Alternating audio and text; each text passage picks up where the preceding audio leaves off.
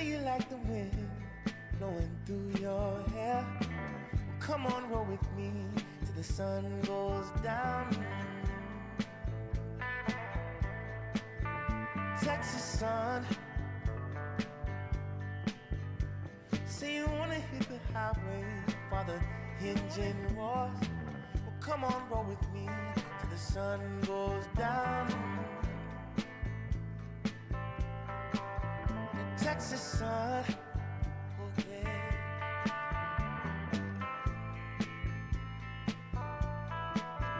Texas sun, caressing you from Fort Worth to Amarillo. Well, come on, roll with me till the sun dips low. Texas sun,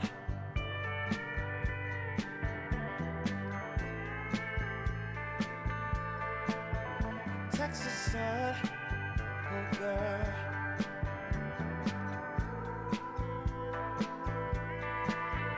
Texas sun.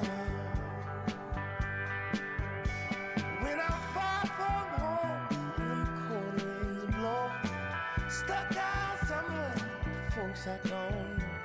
'Cause you keep me nice and you keep me warm. Wanna feel you on me, can't wait to get back there again.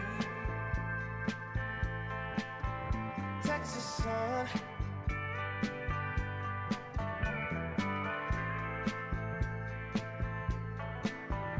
Texas sun,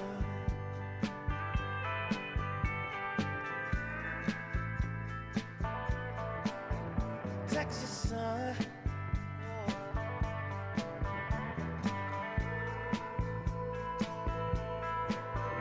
Texas sun. You say you like the wind blowing through your hair. Well, come on, roll with me till the sun goes down. Texas sun,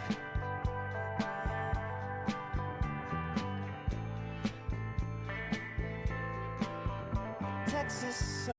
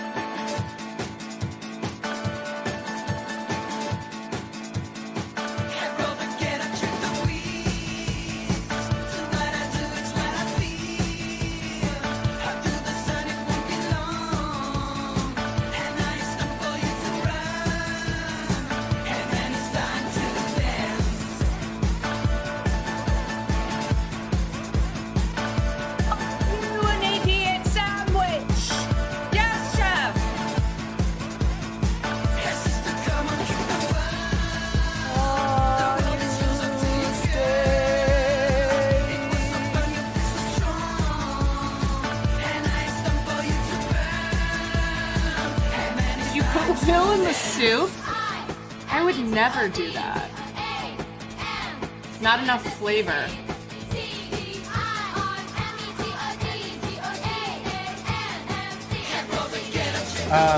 It's like a very fresh, light, tasty chicken.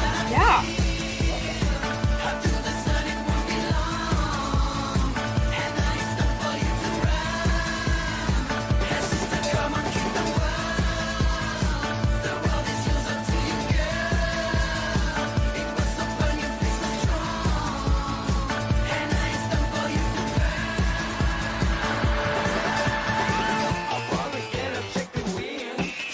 Yeah, classic fucking British food tastes like nothing.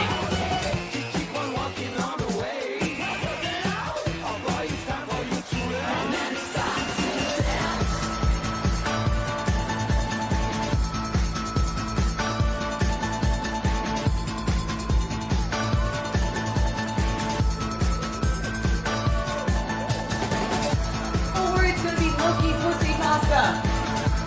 It's not gonna have that squelch that you're looking for, chef. Because I'm tired of buying cream, chef. What's that mean? What does that mean? I'm tired of buying cream. Figured that I could make my own cream. So you decided to sabotage my dish! I had to stop injecting bleach because my boobs got too big.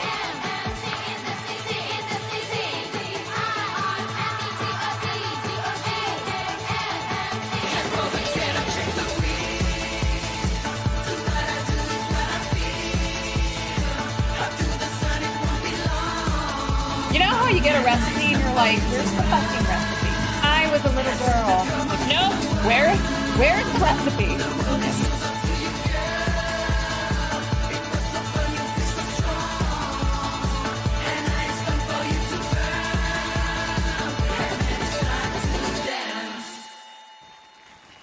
This is Sunday night dinner and a movie. Dinner and a movie. This is the one stream a week that I ask you, Hello, in particular, to not be an buddy, asshole. buddy, Not today. Not on the Lord's Day. Hi. The Hello. Lord being me. Okay? It's I me, am the voice Lord. of This God. is the Lord's Day. I'm here. God is in fact a woman. God is a woman.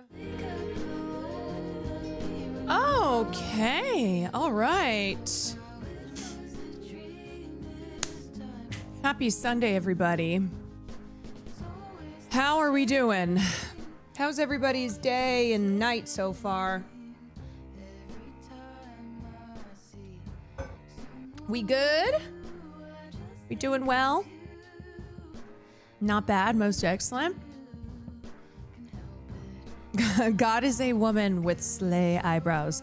I randomly saw a comment on one of my Instagram posts. They're like, oh, Caroline, you look so pretty, but why the eyebrows? I'm like, it's called fashion, sweetie. Look it up. People are so funny about thick brows. They cannot release themselves. They cannot release themselves from the thin eyebrow, which look, thin eyebrows, they can be, it can be a look, can be a style. Those eyebrows come once in several generations. Yes, I've had the thin eyebrows when I was over plucking in high school. But now I'm into the brushed up look, you know? It's more natural that way for me. I've gone through every brow. Trust, I have gone through every brow that I can, and I've settled on these. Anyway, Dottie, thank you for the 7 months. Oric, thank you for the 33 months. Hexing with the 10 gifted subs. Start off the stream. Thank you. Tan Jam, thank you for the 9 months.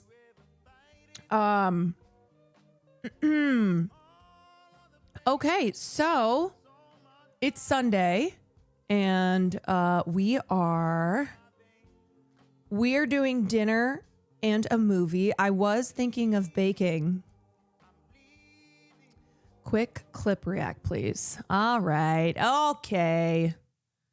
And then we get into dinner movie. And I'm not going to do what I did last time that I've done many times, which is to start an hour and a half in. I have us on a sketch. We are on a sketch. Because if I want to cook, film, and game and not do like an 8-hour stream, we are on a schedule. Okay.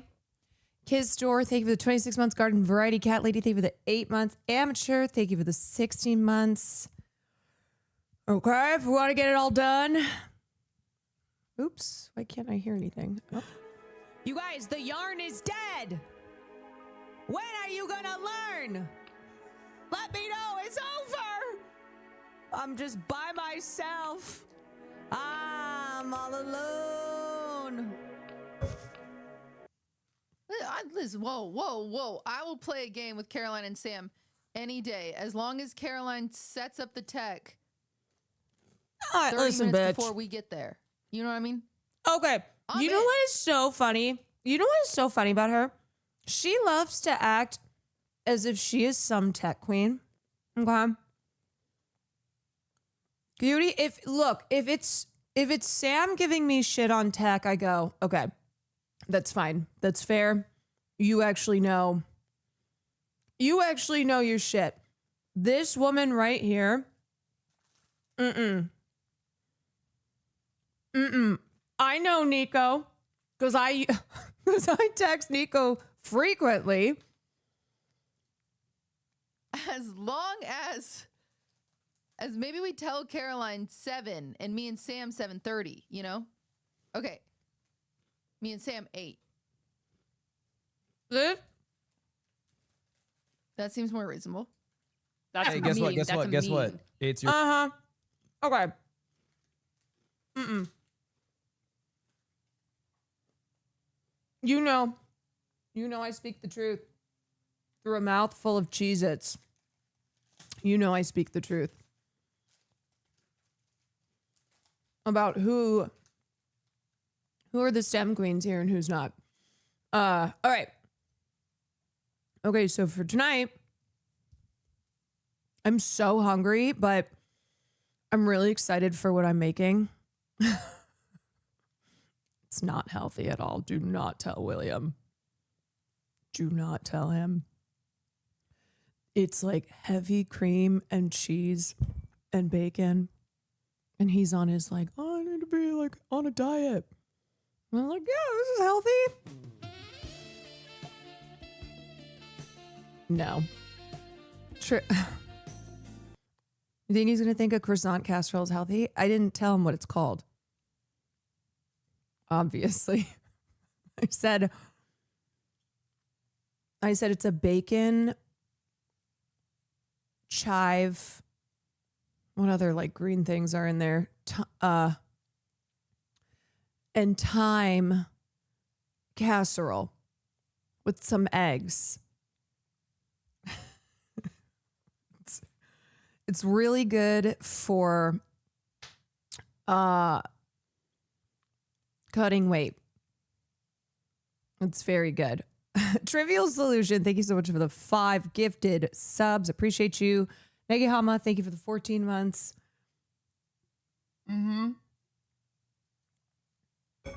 No, but otherwise, no, here's the thing about this man though. Okay, he'll go, oh, I'm fat. I need to cut. I need to lose weight. I'm like, what? You look so good.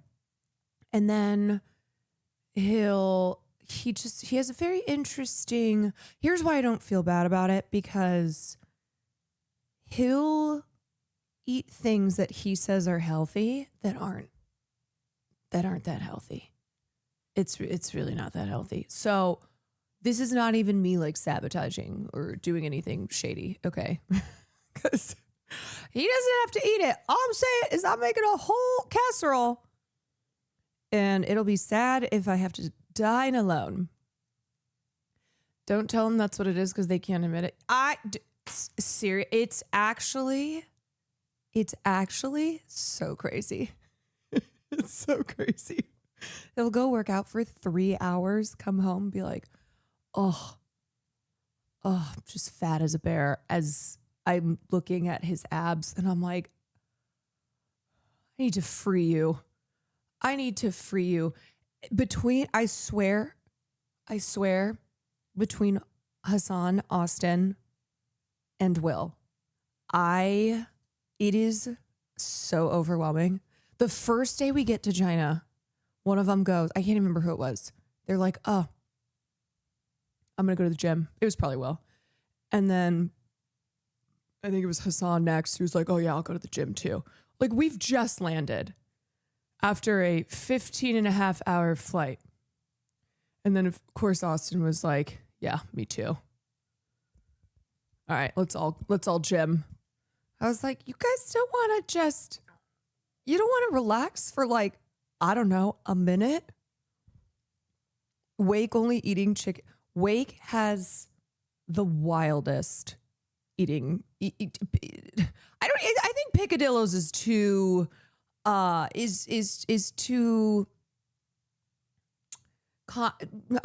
accurate. it's these men. Anyway, I am making a delicious croissant casserole and I'm very excited. Hi, Caroline. I love your YouTube. I'm a Brit, which I just found out videos have not been posted on there in a minute, but we're reworking stuff for the new year. I'm a Brit, so I can't really watch your stream often. Hi, Maddie. Welcome in. I think we had another first-time chatter. Anyway, shouts out first-time chatter. I saw your message. I was going to respond, and then I got distracted. Are you putting spinach in it? No. I considered, kind of shaking things up a little bit, maybe getting a little bit of broccoli, some veggies to put in. Then I was like, I think it'll ruin it.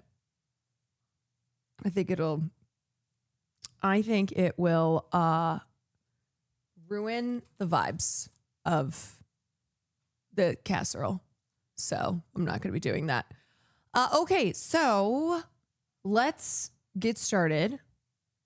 Let's get started in just a minute. Let me check my IRL toolkit. Okay, everything looks good over there. Okay, all right. Any other things? Any other announcements that I got for you?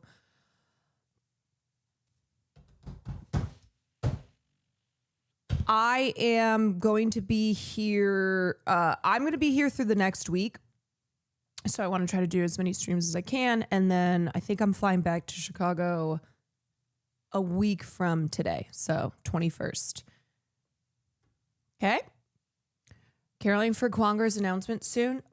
Yeah. Expect that in the new year. We got a lot of stuff happening in the new year.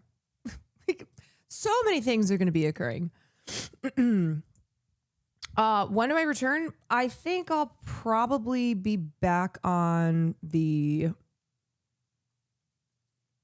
like the 27th. I'm going to bring some stream stuff if I want to do a couple streams down there. Maybe like a cooking stream with my dad. Those are always fun. Any word on what you'll sing for Cutie's concert? I'm not doing Cutie's concert because my plan is to fly back on the 21st, and I think that's when they're doing the concert. So, sorry, I will not be engaging in the Christmas spirit. I can work on pop culture recap for you when you get back. Yes, that'd be awesome. So I'll be back a couple days, like kind of in that weird dead zone between Christmas and New Year's when time doesn't really exist and everyone's just kind of, nothing's really happening because the year's almost over. The yarn really is dead. As I said, I'm just over here marooned on an island. No, next year, I want to get back doing collabs, doing that kind of stuff. Okay, so got a lot of plans for the new year, which I'm really excited about. Matthew, thank you for the 2 months. W collabs. What else? Okay,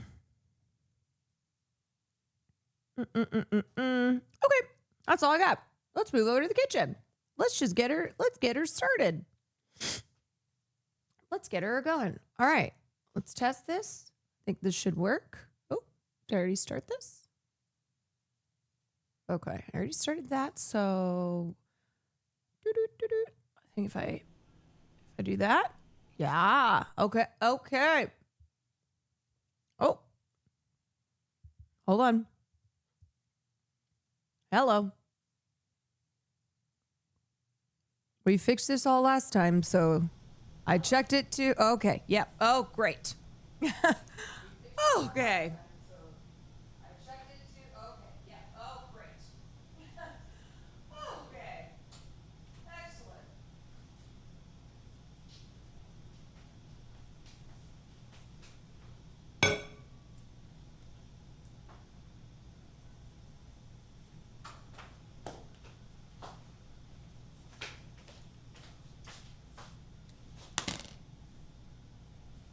Okay. Uh-oh. Why does that look kind of weird? Hold on.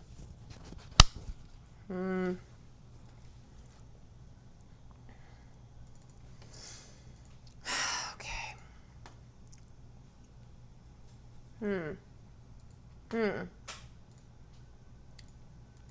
Well, why is it like it looks also, hey, random webcam. Okay. Skill Cylinder, thank you so much for the 5 gifted subs. Okay, is it something with the shutter speed? Let me try doing this.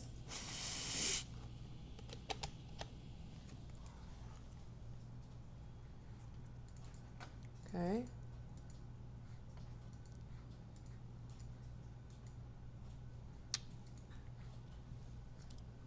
Okay, that looks good. That looks like we're good to go. Great. Okay. Just move slowly, no one would notice. Beep, beep, boop, boop, ba-da. All right, let me pull up some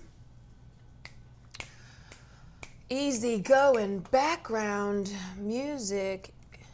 Let's see, a little easy listening. How did that fix it? I don't know. I don't know. Okay, let's go. Beep, beep, beep, beep, beep, beep. All right.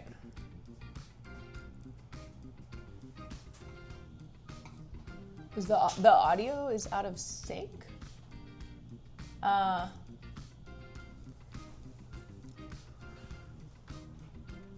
It's a little desynced.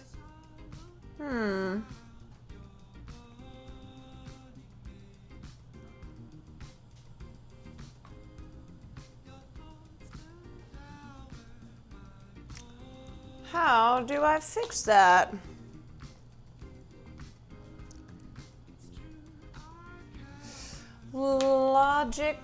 Logical, thank you for the 25 years.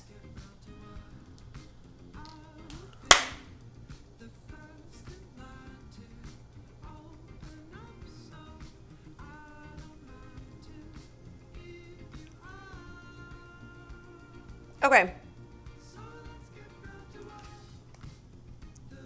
Seems okay. Enough for your saying it seems fine. Okay. Seems okay. Enough for your saying it seems fine.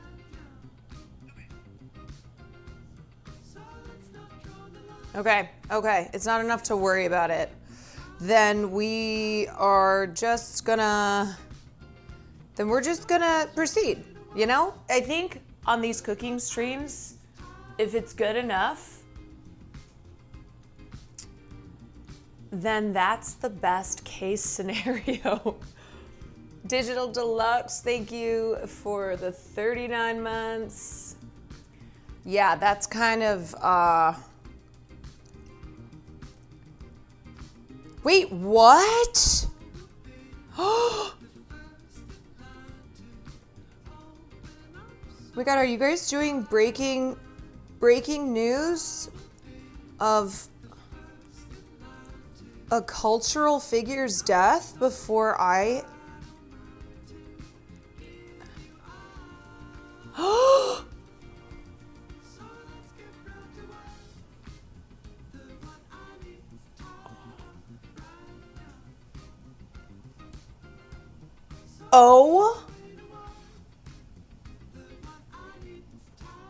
Oh my God.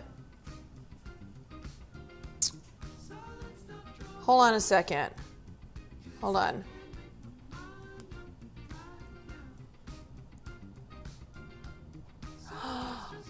Two people have been found dead at the home of director and actor Rob Reiner. The LA Fire Department said the ages of the two victims is 78 and 68, which matches the age of Rob and his wife, Michelle. Oh my God.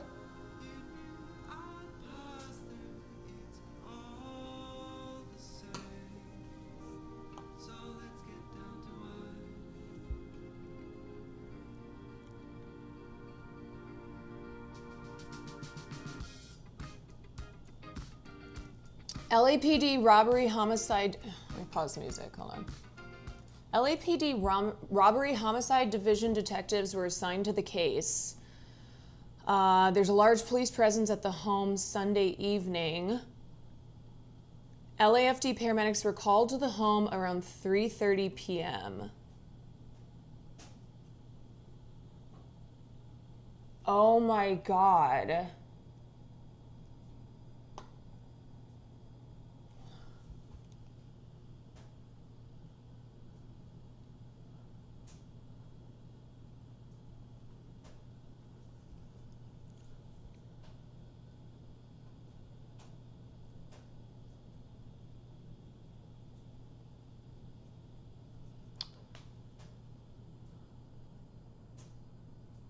Wow.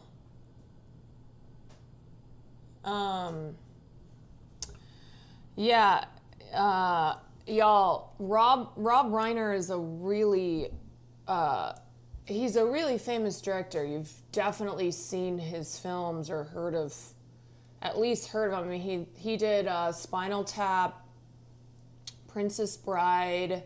He did Misery, which we watched for film class.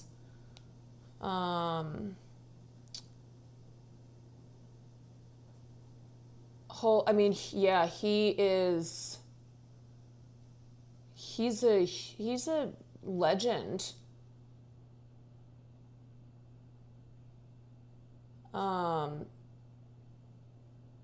Yeah, he is. He's mostly known, I would say, as a director, but he was also an actor. He won a couple Emmy Awards. Oh my God, he's married to Penny Marshall. Oh my God. No. Sorry. He was married to Penny Marshall. Long divorced. For a second I was like, oh, holy shit. No. No. They divorced a long time ago. Yeah, he's a huge liberal activist. Yeah, he's just one of those Hollywood types that's always been like, always been fighting for like social causes and stuff like that. Oh my God, this is horrifying. Holy shit.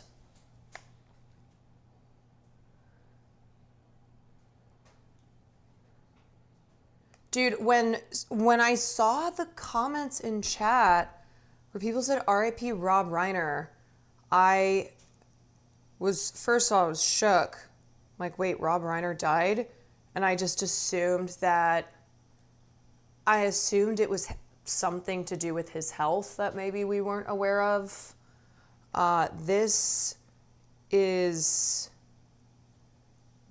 looking like it potentially was foul play.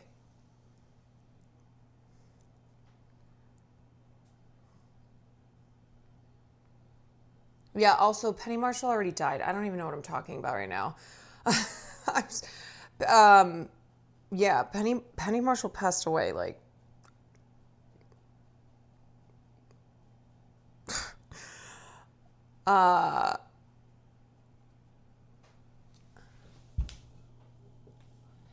It's unfortunate if it was indeed him and his wife. I mean, honestly, it looks like... It looks like it was them. Is he confirmed dead? It hasn't been confirmed, but what's confirmed is that 2 people were found dead inside their home. They were confirmed to be home, and the people, the ages of the deceased are the same ages as Rob Reiner and his wife. It's them, for sure. It's kind of like the other death that happened earlier this year, Gene Hackman. Just shocking, right? It's like not just Gene Hackman, but also his wife. But I mean, that was incredibly tragic, but that ended up being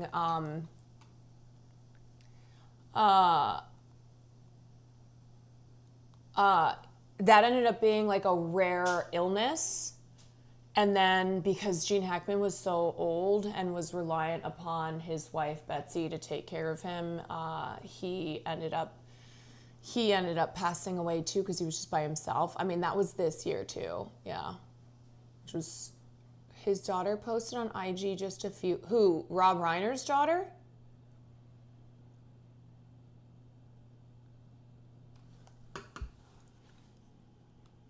I'm already seeing I'm already seeing people saying shit, which I just always will say take with a grain of salt. Take with a grain of salt, or just otherwise disregard until anything is confirmed. But oh my god, ew! People are already making jokes because Rob Reiner was he was super anti-Trump. They're like, guess he had enough of Trump. Ugh. Oh my god.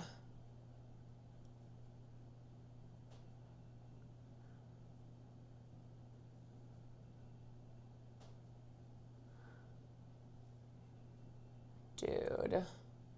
Seeing a lot of weird as fuck speculation. Yeah.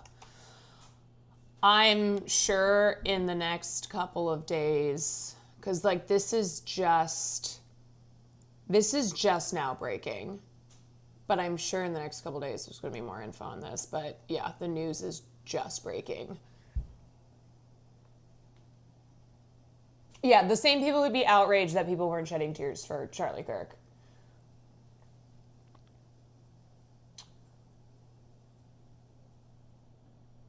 Oh my god, that's just so...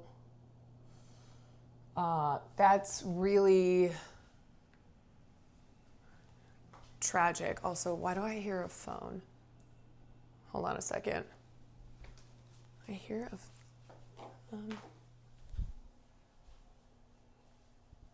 a phone, right?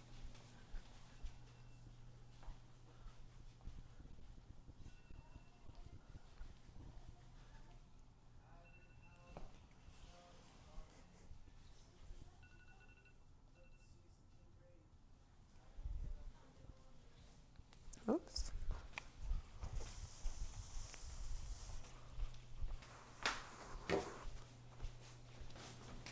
Oh my god.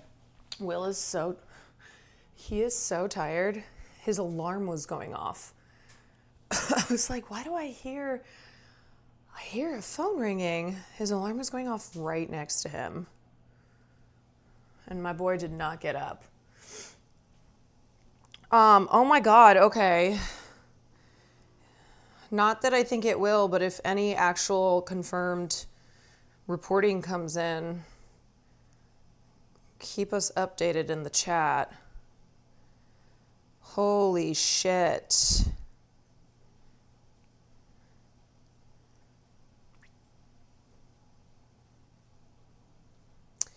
I know, I mean, oh my god, today, like, oh, there's the shooting at Brown, or that was yesterday, and then the mass shooting in Australia. I wasn't gonna cover any of that till tomorrow. Oofda.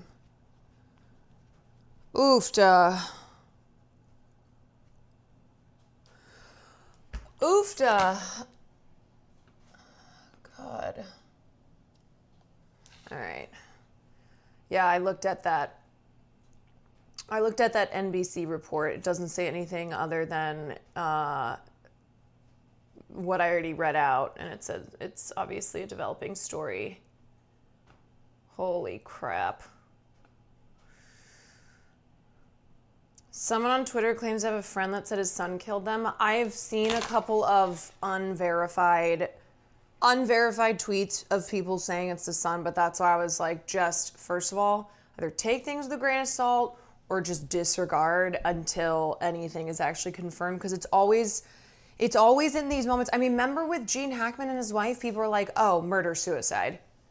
Oh, I've already armchair detective solved this entire thing, and I can definitely say it was murder, suicide, and it was not murder, suicide.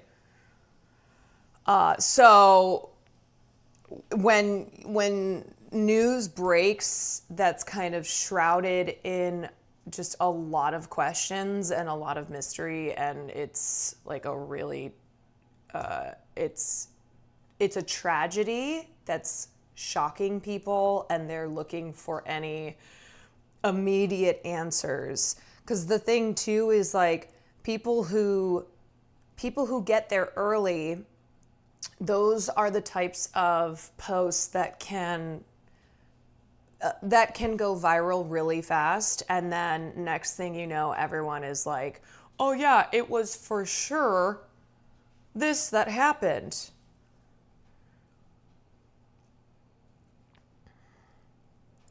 Looking up stories right now, there's not much info, just 2 people dead at the residence. 2 people whose reported ages match. So I do think you can assume that it is most likely Rob Reiner and his wife, but that's all we have right now.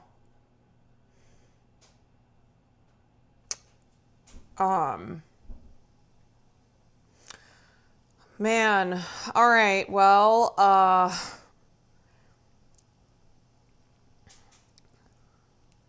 let's just keep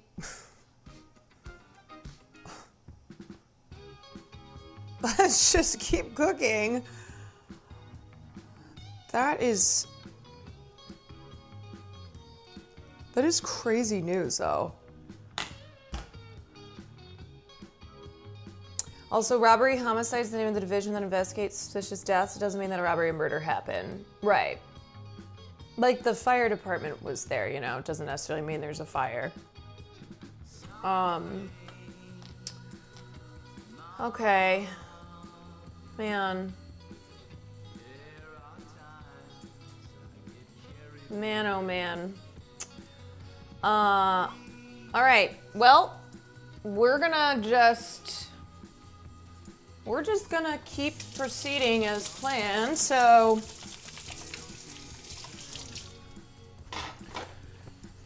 here's what we're doing. I am making a casserole, and it's gonna be delicious. And that's because it's a cheesy croissant casserole. How could that not be delicious? Croissants, cheese, bacon, casserole, say less. All right, so here's what we got. Pretty simple, I always say. That's my catchphrase now. Croissants, bacon, eggs, milk, heavy cream, chives, thyme leaves, salt, pepper, pinch of cayenne, Gruyere, mozzarella, and butter for pan. Let's get the butter out. Okay. So what we need to do is, I've been preheating the oven already. Jared Weezy, thank you for the 2 months. James, thank you for the 39 months. So we need to spread the croissants on a large baking sheet, cut side up, and bake until golden brown. All right. It's got a little bit of something on it. Okay. Cut side up. I made these ahead of time also. So these are handmade. What does cut side up mean? Like this? Cut side up? What is a cut side up on croissant? You should cut from the back?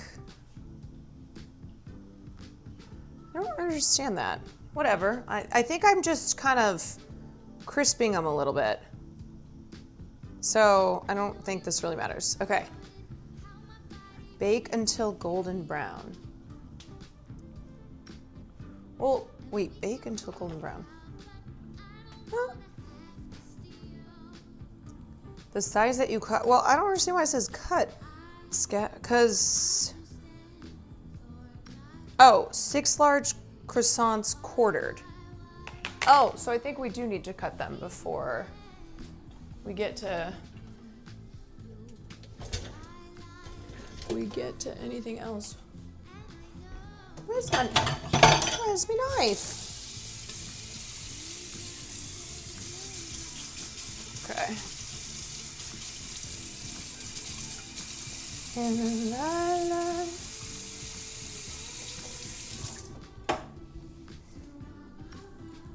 All right.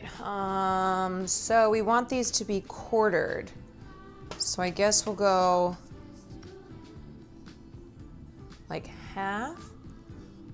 Really should do this on a cutting board, but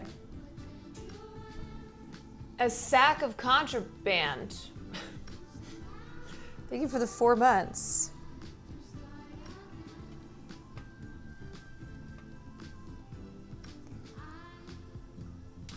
Open like for a sandwich. Okay, see, these are the times when I'm cooking where I'm like, what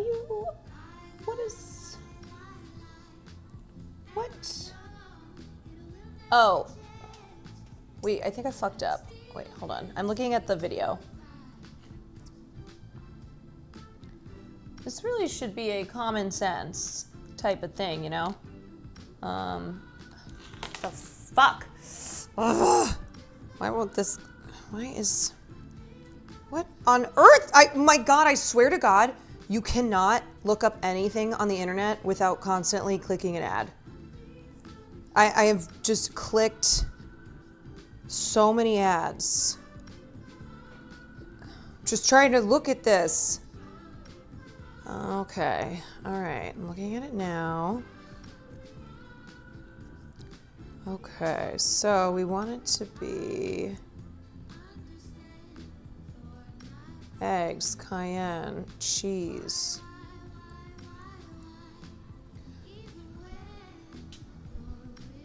Me. Okay. Christ. You guys, this is taking me far too long. Far too long to get these croissants. Where are I think a little elf thief has come into my kitchen and stolen a lot of things, because I swear to God, I am just missing little things. Yes, I think a little elf thief came in. Little elf on the shelf, that bastard. All right, I need to make some bacon, so I'll do that while I'm figuring out this croissant thing. Okay. And lime.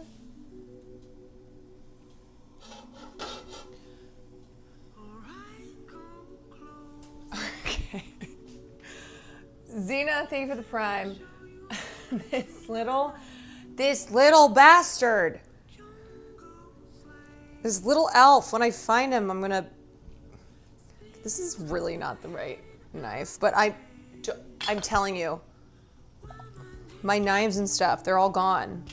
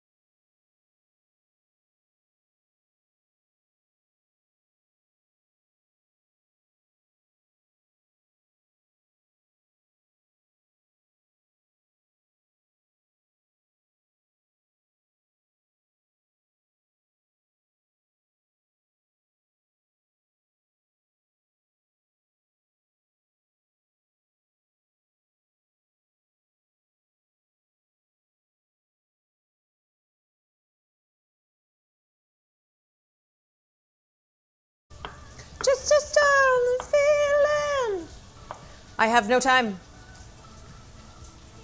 I have no time at all.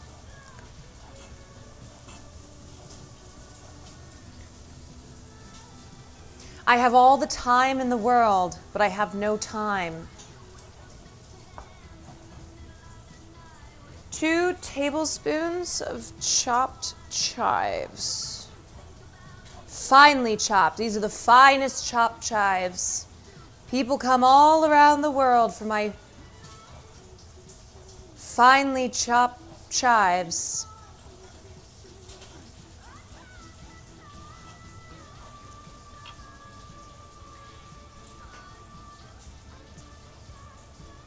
Is Peach here? Hi, darling. Why don't you come on over? Why don't you fly on over for Mama Kwan's casserole? I'll get you right.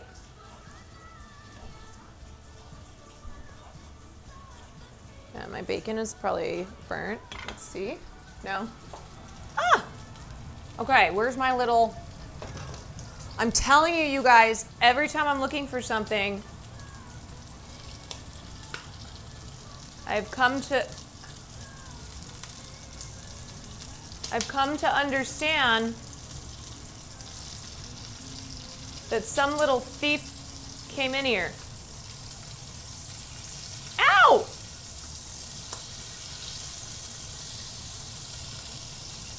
Some little elf thief named Austin Show.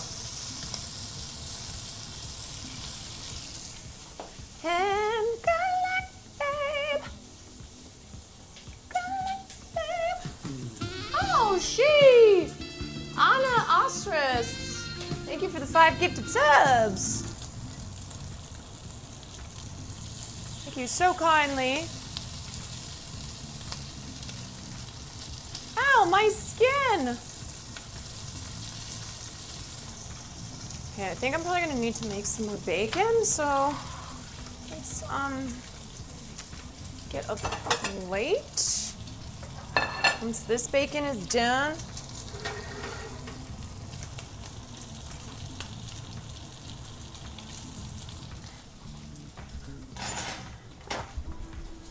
okay.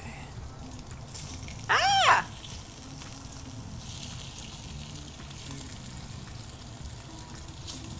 Okay. All right. Okay. How many pieces of bacon did they? 6 slices? I feel like I'm gonna need more bacon. I feel like you always want more bacon, you know? It's not enough,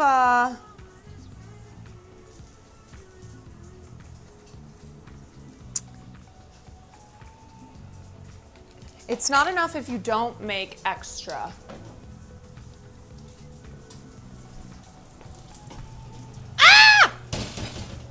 Hey, what the hell? Why are these burnt? It said 450 degrees. Is it, well, they're not burnt, but like, is this, I don't know if they're supposed to be like that.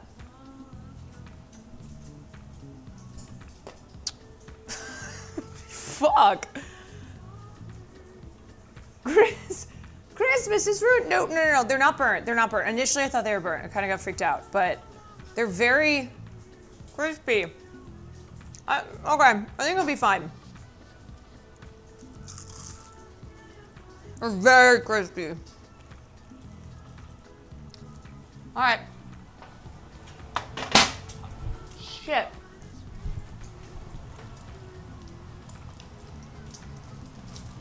Oh, man.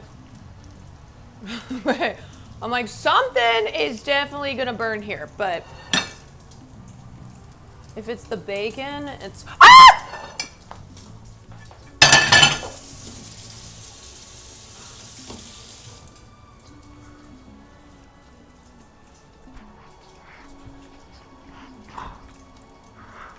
What the fuck just happened?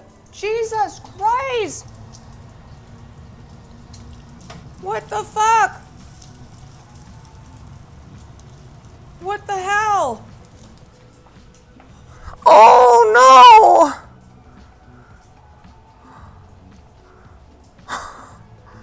I just turned it off. Oh my God, that just scared the shit out of me. Holy shit. Bro, is Will still sleeping this whole time?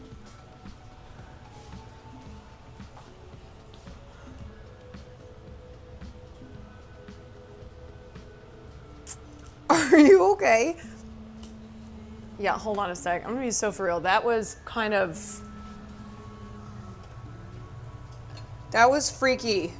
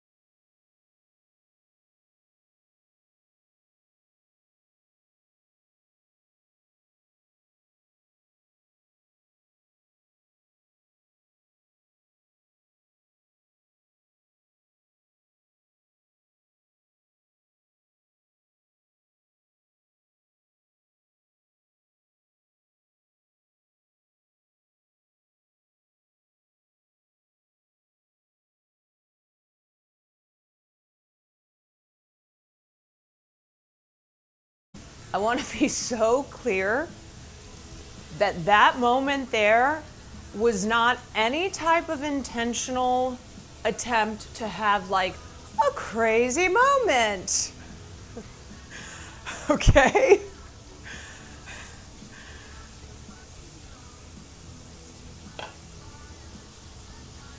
Okay, so do not try that at home. We could tell. Okay. That's why this segment is stressful. I don't know why these cooking streams. Inevitably, something will happen that is fucking stressful. Jesus Christ. Oh my God. Yeah, we are serious people over here.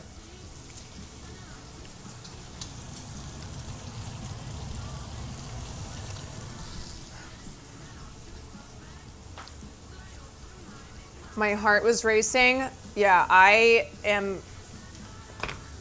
gonna keep it a buck. When suddenly there was just fire, I immediately started panicking. It was a scary moment. You foreshadowed it by saying something's gonna catch on fire, which is crazy too. Just the timing of that. I was really I meant that like I was gonna actually burn something. I didn't try to manifest an actual fire. All right. Why is I'm putting my phone on there? Okay. Jesus Christ. 8 eggs. Let's just get them all. Let's crack them.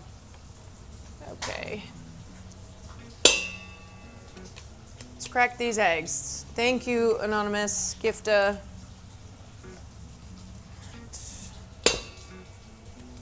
Seriously? Oh my God, 8 eggs in this economy. Yeah, this meal is costing $200. This casserole. It's world's most expensive casserole.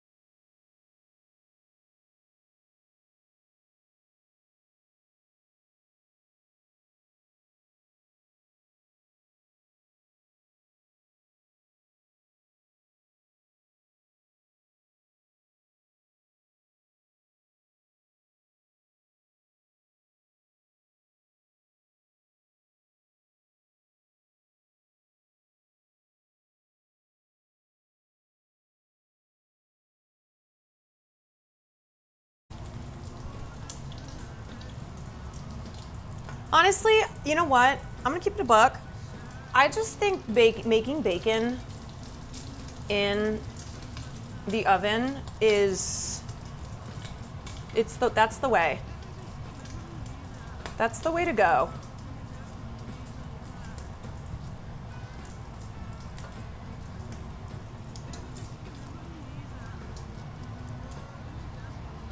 Is he still on a soft food diet? Yeah. I mean, I can put a little, well, actually, no, I probably shouldn't. I was gonna say, I can put a little bacon grease on his food, but yeah, I just think making bacon using means other than the stovetop, it's too dangerous, you know?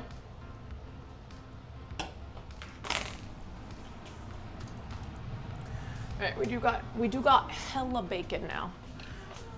Okay. So we want 3 cups. 3 cups of milk. Oh, God. Jesus. Jesus, Mary and Joseph.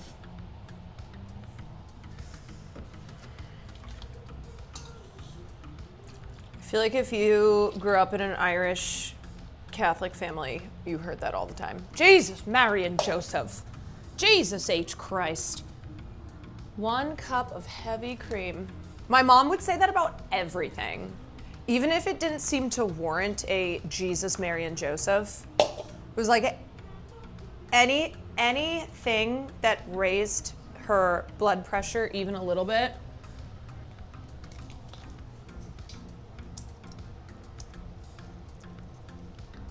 So much milk. Well, that's where the healthy part of this recipe comes in. And then here's the heavy cream. Yeah, so this is really good if you're looking to cut back. Okay, so we've got 3 cups of milk, 1 cup of heavy cream, and then we want to put the eggs, milk, heavy cream, chives. Let's put, here's our green. Yeah. Nice and healthy. Yeah, we are making a whole ass casserole. I will probably be eating this throughout the week. And time. I don't have any time, but let's do...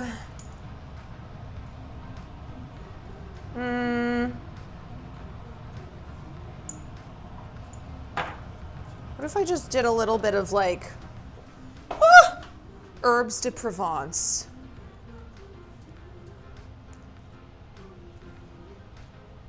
Yeah.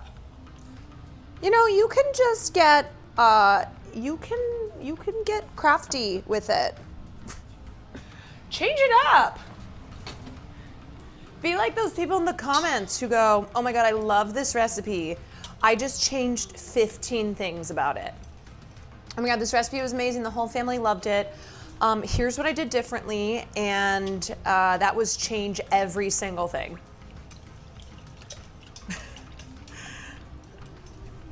Okay, so we are whisking this together, and then, all right, these egg yolks.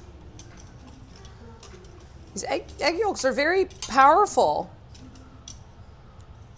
Why are these egg yolks so powerful? Why are they not breaking apart? Okay, there we go. I've never seen egg yolks this strong.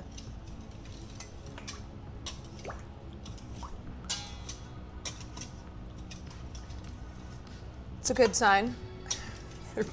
They're putting up a fight. Okay. All right. Oh, Jesus Christ.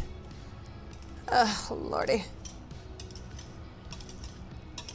How much salt and pepper do we want? We just want kosher salt. Okay, so you just kind of guess. Cayenne pepper. kosher salt and pepper. We're just gonna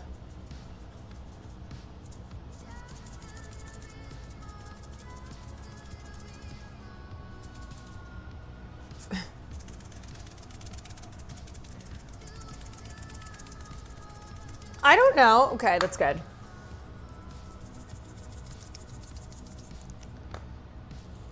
I like when it just doesn't tell you exactly how much you need.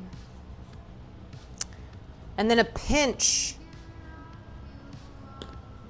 of, okay. She's really cooking up a storm here, y'all. All right, next up, we need to shred this cheese. Good luck, babe. So we want 1 cup of Gruyere, and then we want 1 cup of mozzarella. Mozzarella, mozzarella. Okay. Where is my thingy thing? Here we go. Honestly, I kind of ripped with the bacon. Kind of cooked. Pretty good bacon.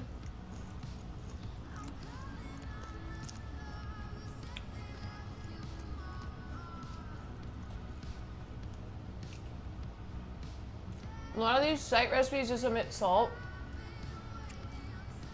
Yeah.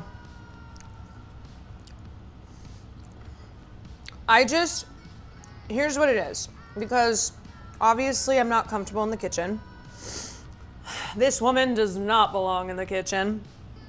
I'm just not naturally, just haven't spent enough time. And so when I do a recipe, it has to be, all the instructions have to be very clear. I can't do none of this. I can't do none of this like, to taste.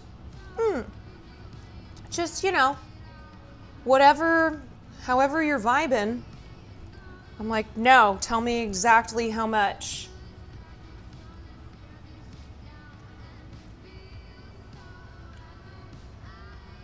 How many are we cooking for? It's so many eggs, croissants, and bacon. We're cooking for 1. No, I'm gonna make Will have some, but yeah, it's just us. It's definitely gonna be food for an entire family.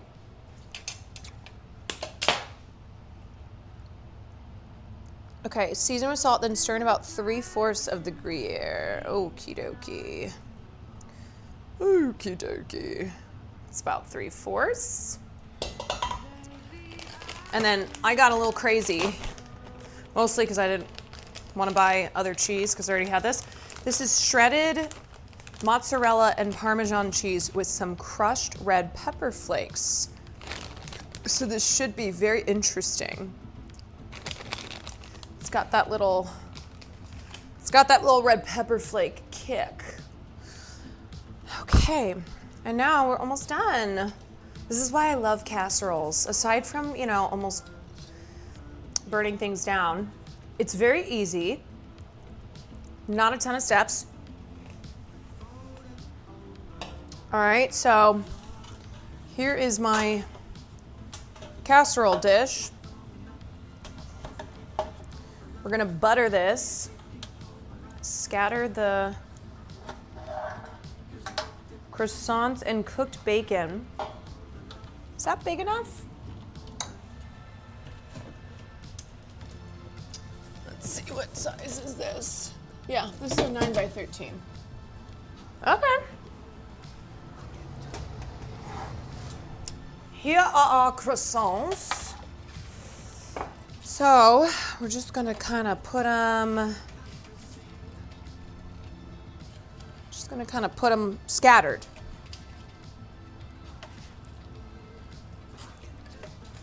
Whatever that means. I don't know, this is a little bit small. You know what, I'm gonna just break them up more. I know it says to have them, you're initially supposed to quarter them, but I'm just gonna break them up even more. And if this doesn't all fit, then that's fine.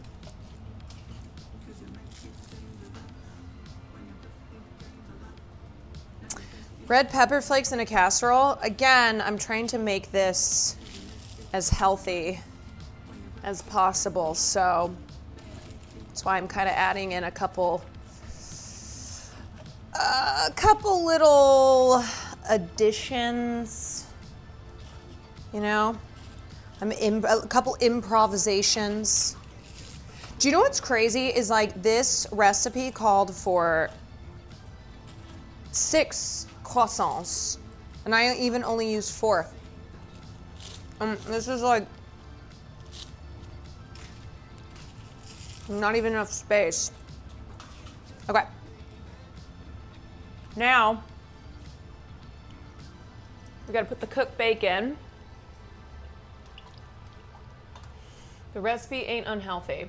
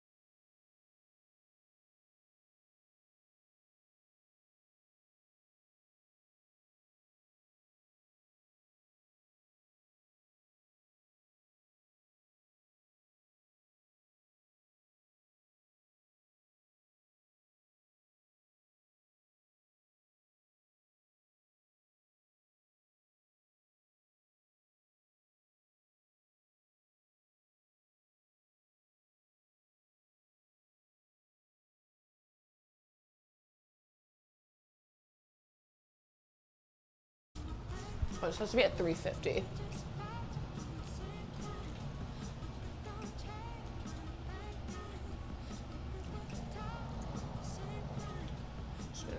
open this for a sec.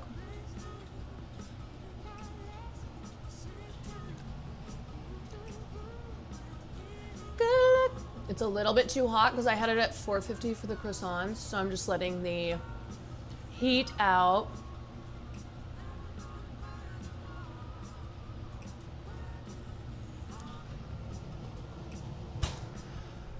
Okay.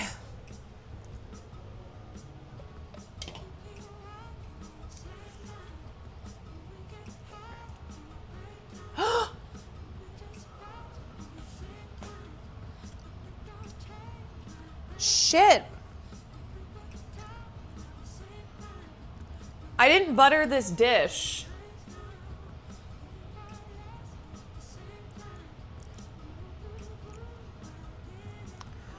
Shoot.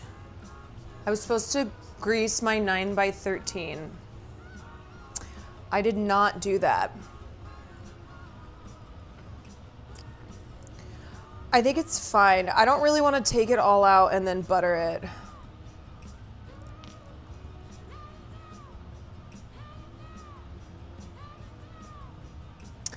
It might stick a little bit.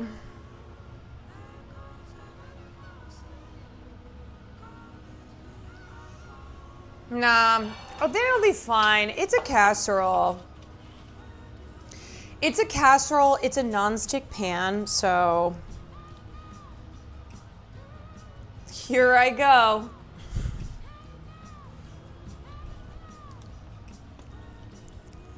Yum.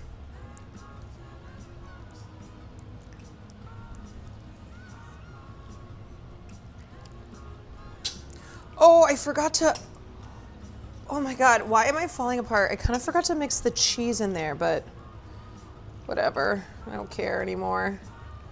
I forgot I just kind of threw the cheese in. I was like, wait, why is all this cheese coming out in a clump? Guys, I think I'm just thrown off. I think post-fire, I think post-Rob Reiner news and post-fire, no, it feels weird. Feels strange.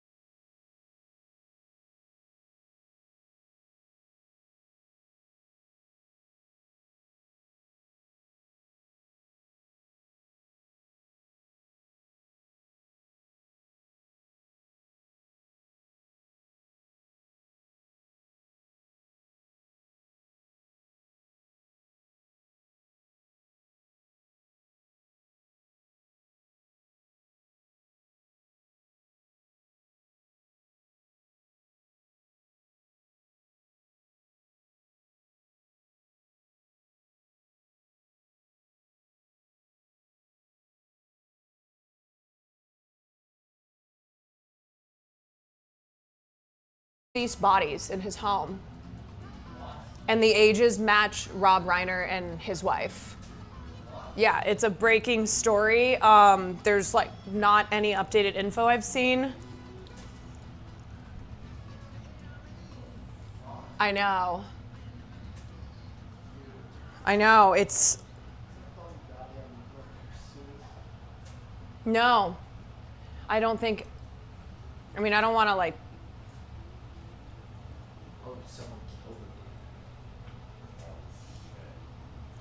Yeah, I think it might be...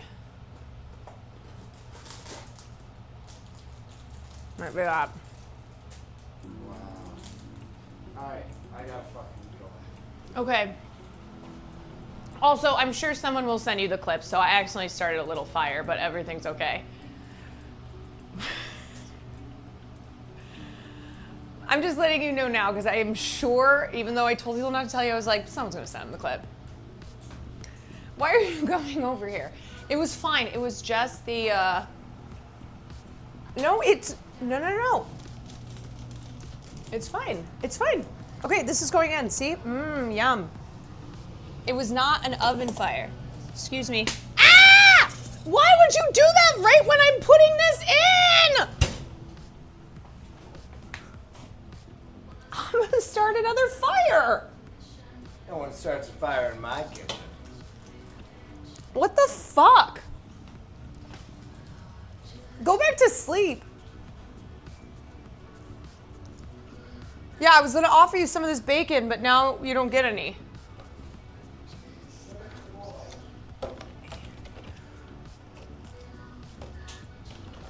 TMZ.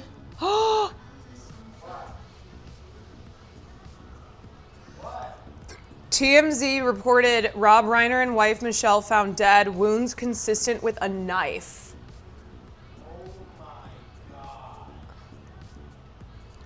One source, our sources say, of course it's fucking TMZ. Our sources say the two suffered lacerations consistent with a knife. LAPD's robbery homicide division is still investigating.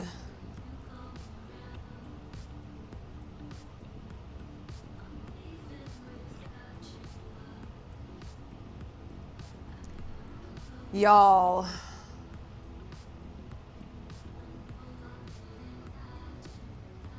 Oh yeah, I gotta set a timer, thank you. I definitely would have forgotten.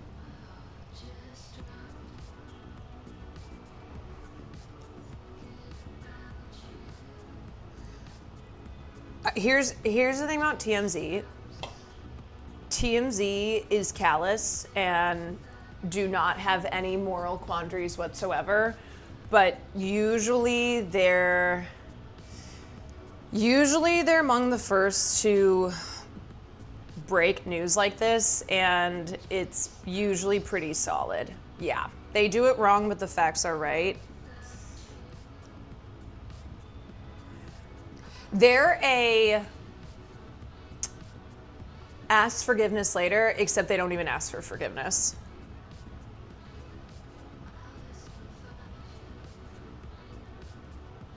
Oh my God.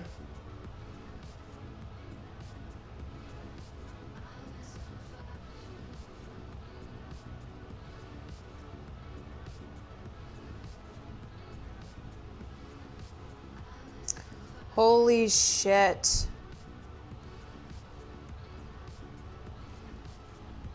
Like, Rob Reiner is also, he's from like a legacy family. You know, his father was an actor. He was married to Penny Marshall.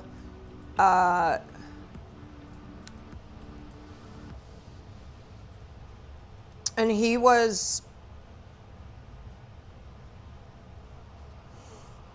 I mean,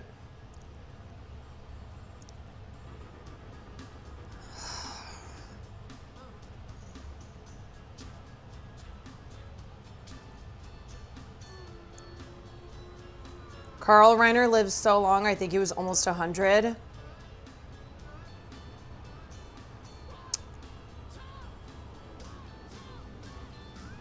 Damn, I mean, this is just like, I'm checking fucking Twitter now. Are people talking about this on Twitter? Let's see. Yeah. Jesus. Oh, hi, if you're just getting in here. He was a big liberal, right? Yeah, he was one of those, like, really outspoken about liberal causes and very anti-Trump. So, of course, I've already seen Trump supporters who are, like, making jokes about him being found dead, him and his wife. Holy shit.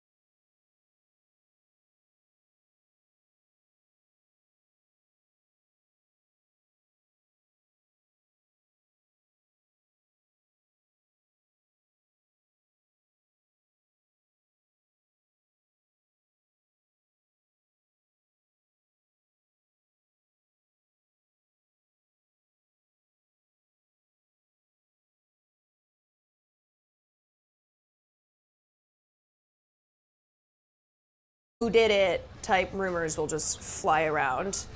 Like, I just think about that guy who had his fucking life ruined when it was falsely reported, I think it started on Facebook, that this guy who lives in Italy was the attempted assassinator of Trump. Yeah, or I mentioned Gene Hackman and his wife when they were found deceased earlier this year. This year's been, wow. And a lot of people were just stating as fact, oh, it was murder-suicide. It was murder-suicide, which is just also remember that, like, they have loved ones out there. We don't know these people. We're usually probably just fans or admirers, but they have family and loved ones, and I can't imagine how shitty of a feeling it would be to be having to like emotionally bear the weight of the news that your loved one is dead and that it's an investigation, and then all these people on the internet are like, oh yeah, for sure, murder, suicide.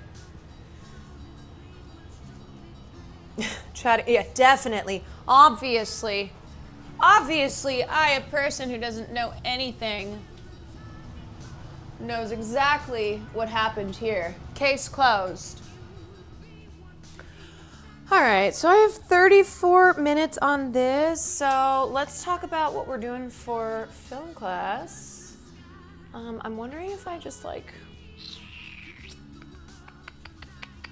well, maybe I can just clean and talk. Okay, so bad news. Bad news. We watched the first two films in the Before trilogy, Before Sunrise and Before Sunset. Unfortunately, and I know a lot of y'all have been feverishly hoping that we will close out the trilogy with Before Midnight, but it's not available. Yeah. It's not available, so had to pivot. That's okay, we should wait. I mean, in all fairness, as I said, those who watched Before Sunrise when it came out, they had to wait a total of 18 years for the entirety of the trilogy. So we watched the first two films back to back, and now we may have to wait a little bit until Before Midnight becomes available. So, that's what we gotta do. We just gotta wait. So we are gonna watch something else, and we are gonna watch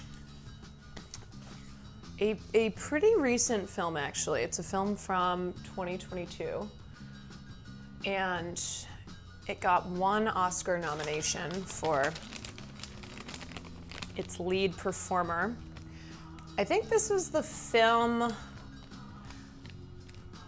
think this was either the first or second film I'd seen him in, and then I had watched a critically acclaimed, very popular show in Ireland with him as the male lead in it.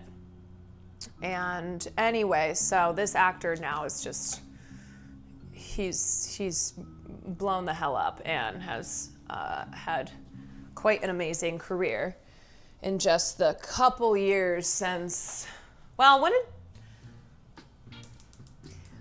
did Normal People come out? Because that's the show I'm talking about.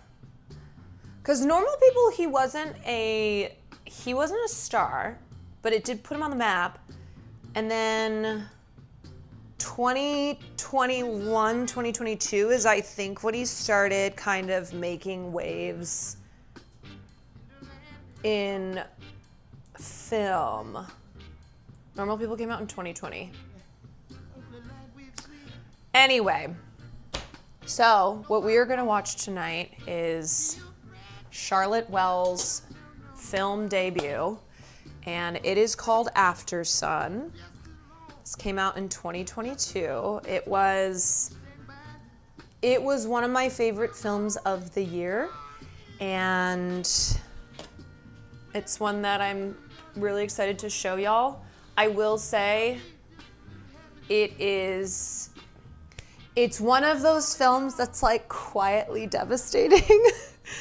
You may feel emotional watching it because Charlotte Wells is a director who, she herself has experienced, like a lot of people, experienced trauma and grief in her life, primarily around the loss of her father, and a lot of her work, and she's still relatively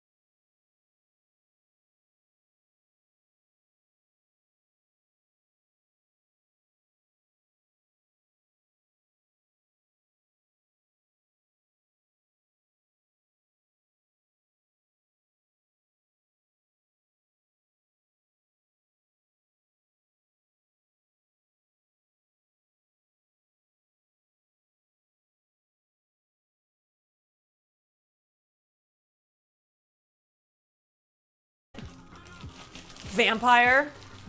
Probably had some tears going for some chatters in here. How old are you? 17. How long have you been 17? A while.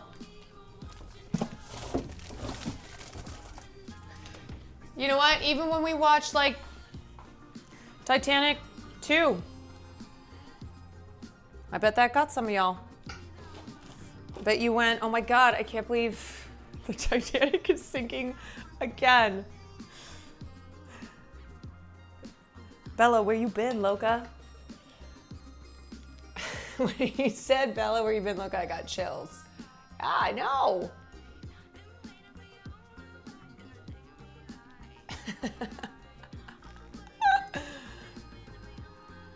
I hope I cry during this. That'd be sick. I haven't cried during a movie for a while. Okay. I am not a fan of films that very clearly are emotionally masturbatory, that are like clearly trying to make you cry, because I think that can read inauthentically. I think you sacrifice character by focusing on like, oh yeah, I just want to make a real tearjerker. But I do think when a film taps into those emotions, you know, when it's just so human, and even if you haven't shared a similar experience, or like, even if your life hasn't been the exact same way, I think it can still be something that resonates. And I think just, I think I just really like movies that make me feel something, but don't force me to feel something, aren't like inauthentically trying to do that.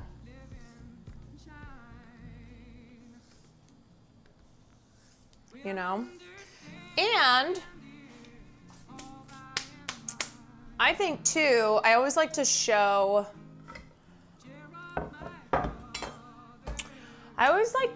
if I can, a filmmaker's debut when I think it's a particularly strong debut.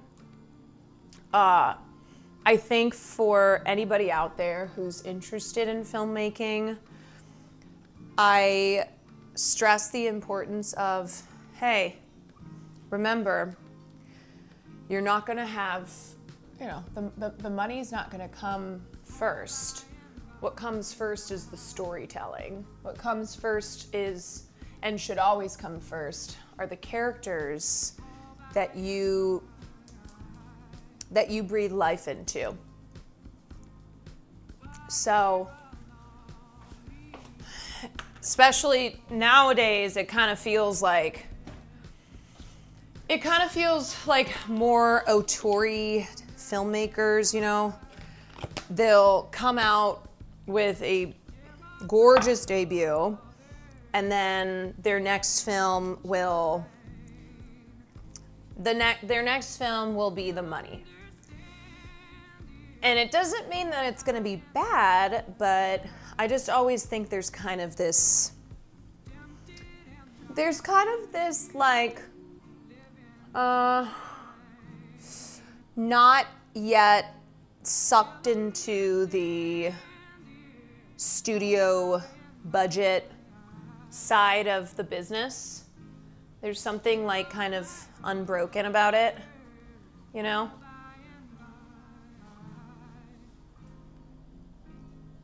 As someone who loves this movie with all my heart. Oh, sorry. Talking to somebody else. Alfonso Cuarón's first Mexican film is first doing Harry Potter. Yeah, and there's many such examples of like directors who their early films look very, very, very different, of course, than some of their later films once they like got paid a bag, once they were entrusted to helm a $100 million budgeted studio pick. Sorry Baby's also a great debut from this year. Yeah, I agree. Really impressed with Eva Victor's debut. I think I think they are gonna sneak in some, if not awards, definitely nominations. Eva Victor got a nomination at Globes? Yeah. I think Sorry Baby got a couple Globes noms, so. I showed my mom Everything Ever All at Once as a hope to bridge some understanding, and she didn't say anything to me. Well, my mom's not Asian, but she did also watch that, and she went, I didn't understand. And I went, I can't talk to you about this. She's like, I just didn't really get it. I go, what did you not understand? My mom will have like the same two criticisms because she really only likes very tragic, very depressing, usually World War II era British television dramas. It's kind of her thing. So anything outside of that, she'll just go, well, I just thought it was so ridiculous. Or she'll go, yeah, I just didn't really get it. I have the same thing with Sinners and my mom. Yeah, no, and then every time I'm home, it's very kind. I appreciate that my family turns to me and asks for a recommendation on what we should watch. But at the same time, I'm like, okay, first of all, there's a lot of people in this family. Not everybody's gonna like the same thing. So having to pick a movie for all these people, including Mother, I know people are gonna be disappointed. There are some people who aren't going to like the selection, is what I will say.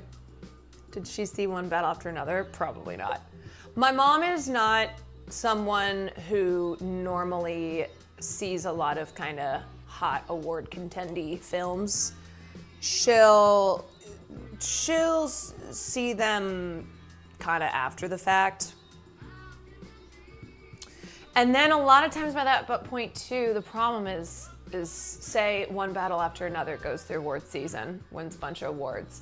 Then I'm sure my mom will watch something like that and would just go, oh, well, I just thought it was overrated. I'm like, that's not a criticism, okay? Well, I just thought it was ridiculous. Reggie, thank you for the tier 1. I feel your pain. That's why I just watch movies alone now. Yeah, you know, I am always happy to give suggestions and recommendations, but I hold no hope that my family is all gonna like the same movies. You know? Watched The Substance with my parents and sister and her husband. Their overall feels on the movie was just, I will say it's kind of an intense movie to watch with your parents and your sister and her husband. That's a bold pick. Bold move, Cotton. Bold move. We have less than 20 minutes on this. It's looking pretty good. I will say, she's looking pretty tasty. Should we just like go back to the desktop? I don't know. Man, I kind of want to just start film class at 8 o'clock.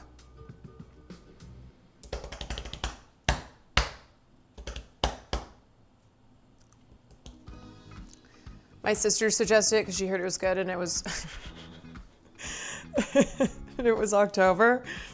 Yeah, I think that's one of those films that if people don't know what to expect going in, or they just aren't used to anything that is like that, I can only imagine it'd be similar to when I saw it in theaters and multiple viewers around me were just like,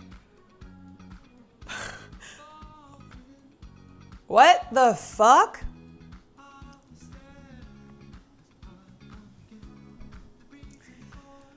Just enough time to review the clip of the fire and start the film. All right, well, let's move over to the desktop. We got 15 minutes. Maybe we...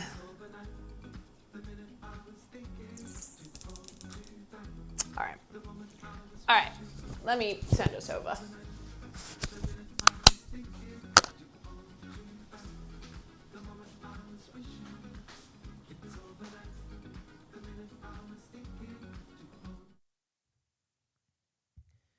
Howdy.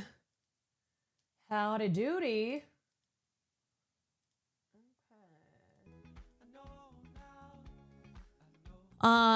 Sako, thank you for the 26 months. Not JPEG, thank you. Kitty Explosions, Baby Matcha Latte. Xena Trini, a sack of contraband, thank you, thank you. What else did I miss? All right. Gotcha. All right, let's look at this fire clip. What's this?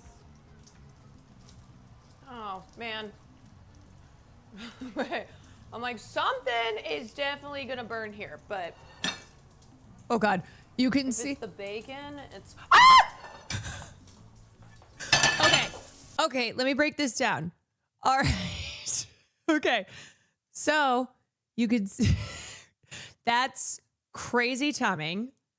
The fact that I said that and 2 seconds later, this caught on fire and I didn't notice it for the first couple of seconds. When your cooking is too fire, that it's literally on fire. That girl is on fire. You can see the plate. Only gonna burn here, but Okay, rookie move. And by rookie move, I just mean dumbass move. I scooched the plate over. It is very clearly right on the flame. So luckily it wasn't it wasn't a grease fire. It wasn't like a fire started in from all the grease in the bacon pan. It was the flame on the stove top. Just if it's the bacon, it's... oh my God.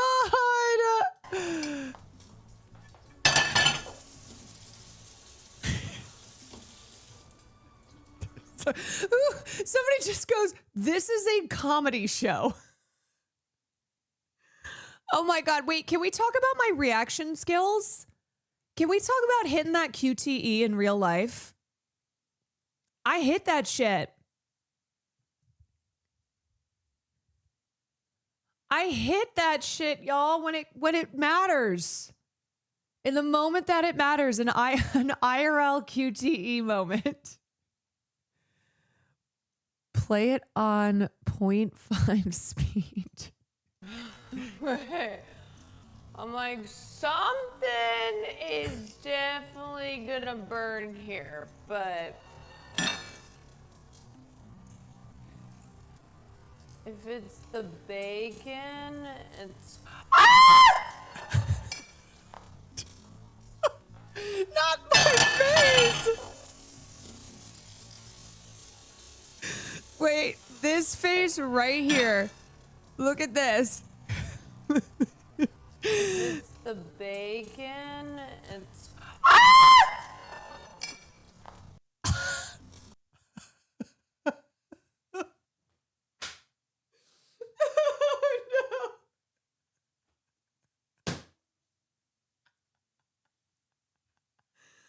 Oh God.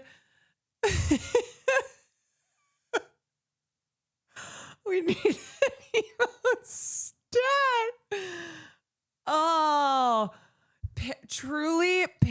emote unlocked. Oh my God. Oh boy. Oh boy. Yeah, that was not ideal.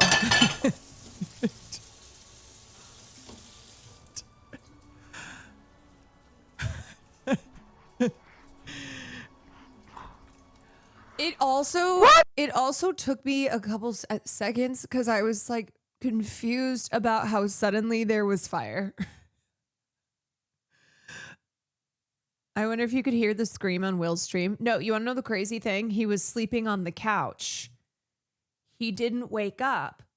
At least you didn't use flour like Cutie's oven fire. Yeah, no. Luckily, it was a fire that happened because the napkin caught on fire.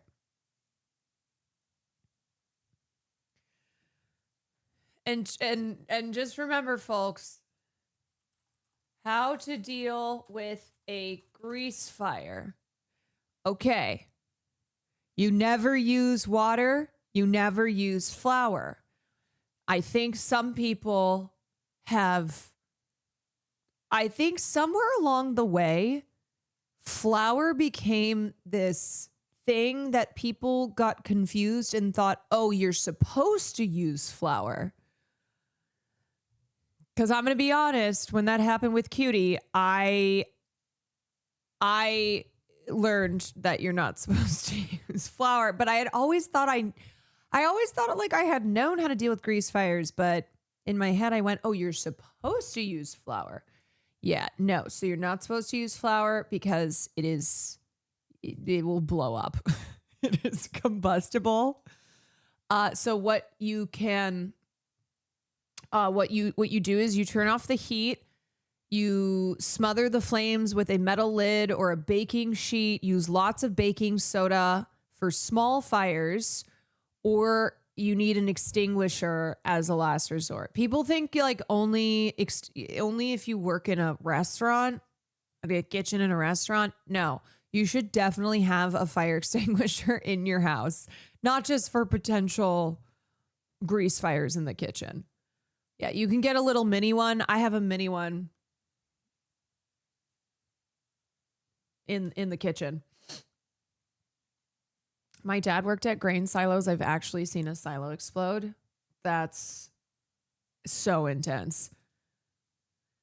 But yeah, it's scary because it happens really fast and fire does something to your brain that just makes you go into extreme panic mode, and you will do what your instinct is, but your instinct might be totally wrong. Your instinct will be probably either water or, I don't know, maybe fanning it because you're just panicking. And it's really hard. It's really hard not to panic. But yeah, salt and baking soda is good for small fires. If it's a bigger fire, you need an extinguisher. The key is you want to take the oxygen out, because the oxygen is what gives it's what the flames need. So you don't want to splash oil everywhere, and you don't want to spread the flames to other flammable parts of the kitchen. So you gotta you gotta smother that shit. The flames want the oxygen. Hate to bring it down further. Oh, God. People is reporting that Reiner's son is the killer. Oh, my God. This is already being reported? No fucking way.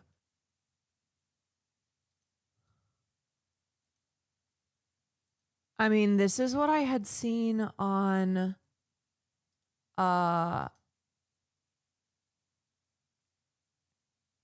This is what I had seen on Twitter, but I was like, hey, let's not lean into anything right now. Let's not spread any fake news. Is any other source reporting this? Let's see. Rob Reiner and his wife, Michelle Singer Reiner, were killed by their son, Nick. Holy shit. His son's a screenwriter. Like his whole family, the Reiner family they're like a legacy Hollywood family. What the fuck?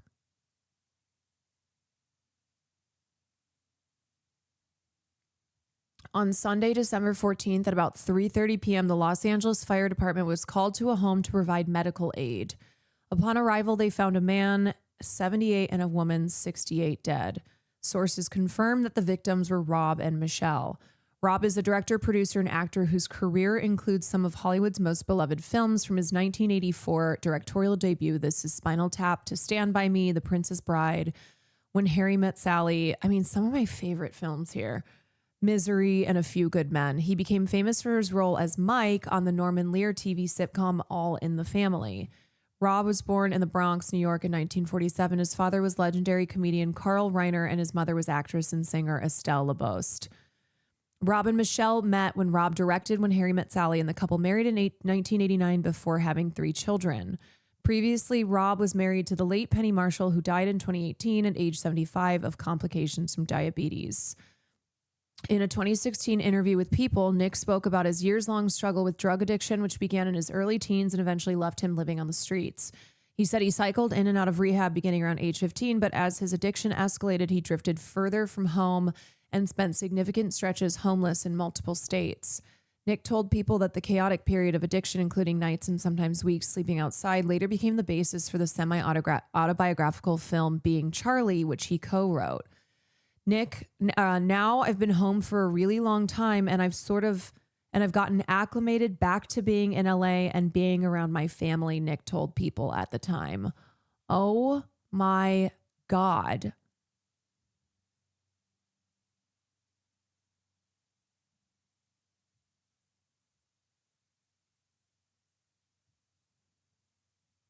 Oh my God.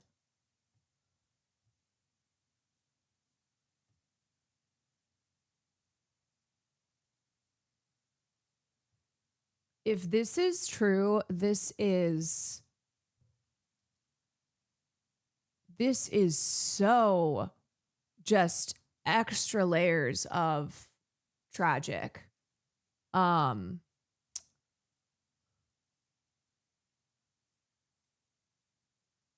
Oh my God.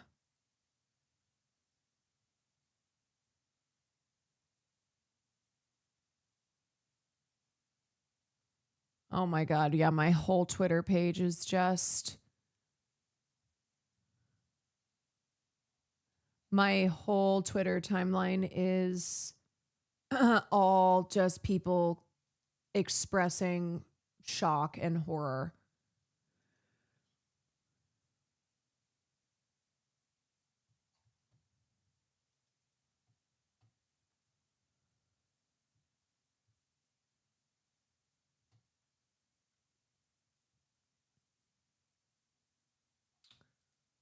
Holy shit. Oh my God.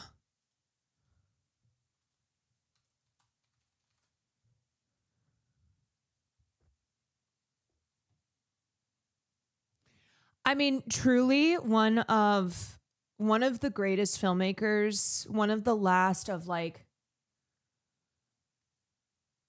I don't know. I mean,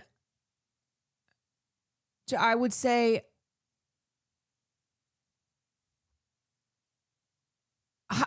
like the directors who he just did it all, right? He made one of the greatest horror films of all time, Misery. He made one of the best mockumentaries in This Is Spinal Tap. Beloved family films like Princess Bride, dramas like A Few Good Men. I mean, seriously, his work for about a decade and a half in the 80s and in the 90s was like the stuff of legends. Yeah, When Harry Met Sally, one of my favorite rom-coms. Like even when I was a lot harsher in rom-coms when I was younger, where they made me uncomfortable. I didn't like most of them. When Harry Met Sally was I would put my roommate and I would put that on all the time in college. Oh my God. Yeah, I mean, Christopher Guest was inspired to do, Christopher Guest, who's synonymous with the mockumentary, he was inspired to have his run of mockumentaries because of Spinal Tap. Like Rob Reiner's feature debut was Spinal Tap.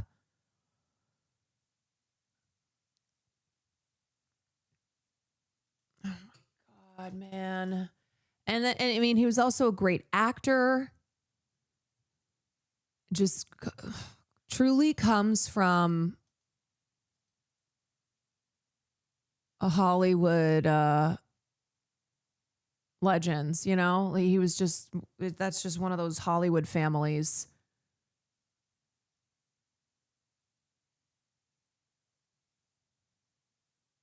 I remember like a couple of years ago, you were going to do a story about the sweater that Harry wore in the movie and how clothing used to be high quality back then.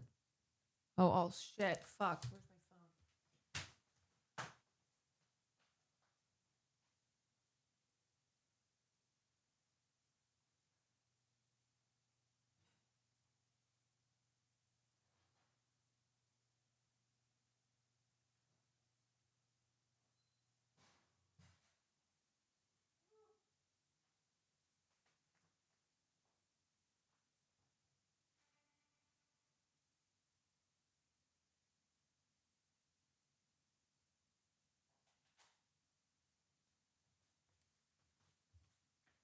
Okay. Wow. I had my instincts were flaring and I went, wait, why isn't my alarm going off? And I realized my phone was in the kitchen. And when I ran in there, it was just starting to go off. Oh my God. Holy moly.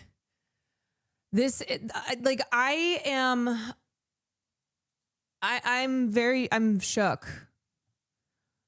I'm shook.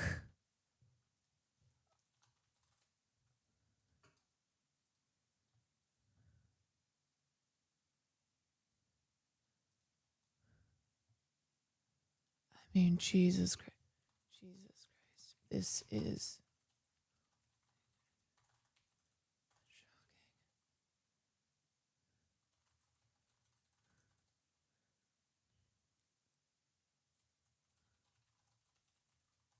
oh God.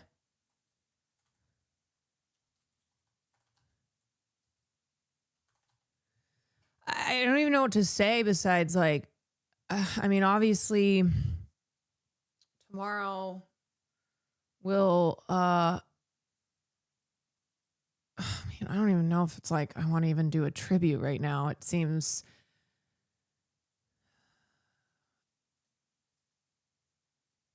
just with the nature of their deaths.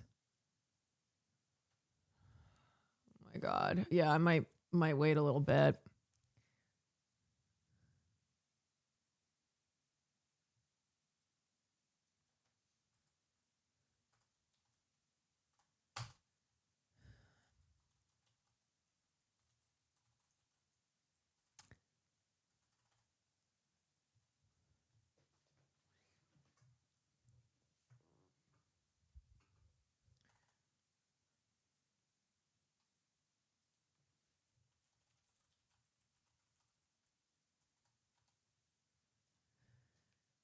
Uh, yeah, man. I just, you know what, too? I do, even though I'll probably wait a little bit to do a tribute for Rob Reiner in the way I usually do it. Like, I do want to take a moment, and the news of him and his wife's deaths is really shocking and horrifying. And as more details come out, I think it's just going to get worse and worse. But I just want to take a moment to remember like all of the amazing art that Rob created, and that it's one of those where it's like sickening too that his incredible career and just some of the greatest films of all time that he gave us, that's being overshadowed by the horrific nature of how he and his wife were killed, how they died. So I just think taking a moment to just remembering, the good stuff, and just how lucky we were to have his art and his work. Truly, what a legacy. Yeah. My God. Are any of his films on YouTube free movies right now? Well, we watched Misery. No, I don't want to watch a Rob Reiner film right now. Not right now. I have our film class planned, so we're going to continue as such. But surely, at some point we'll watch another Reiner film. Man.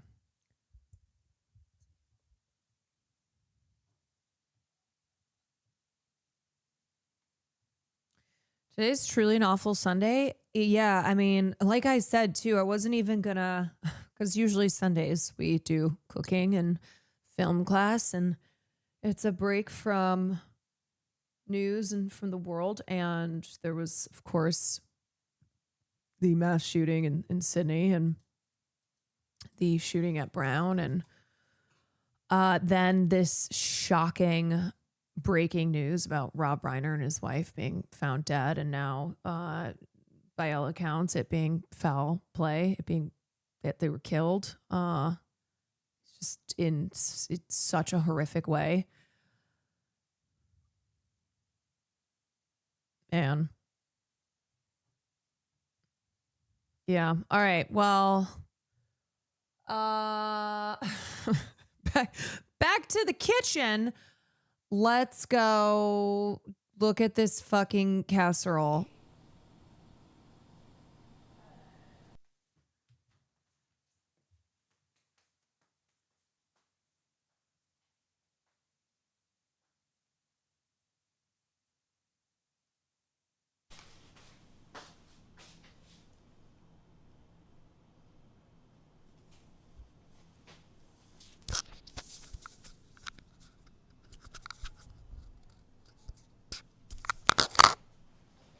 Hello, you want casserole?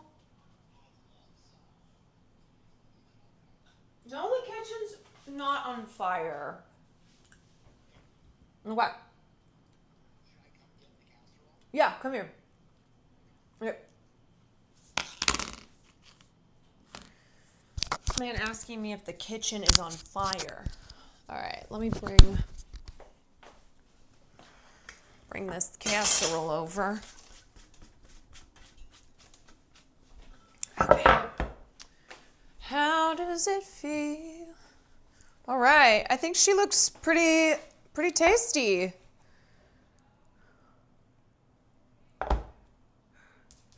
We did it, Joe. We made a casserole. We did it. All right. Wow. Okay. I bet you there's not enough salt. Bet you I'm gonna wish that I had more salt. All right. Let's scoop some up. Some casserole. Man, I kind of lost my appetite, but we'll try it nonetheless.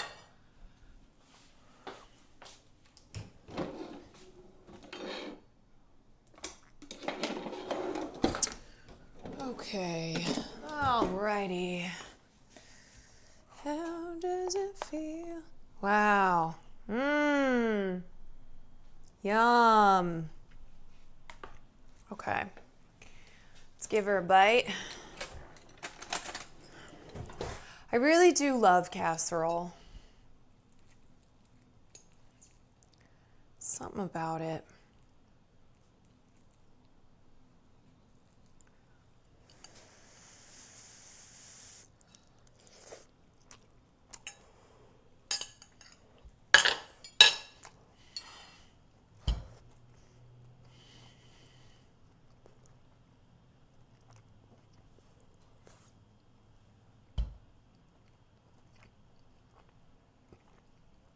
Oh,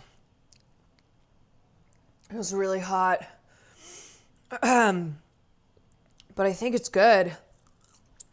It needs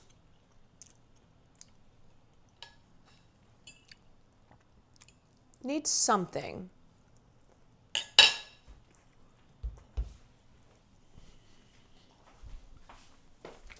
Let me see. Maybe a little bit of hot sauce. Maybe a teensy tiny bit. Let me try. I know, I don't know where the Neff sauce is.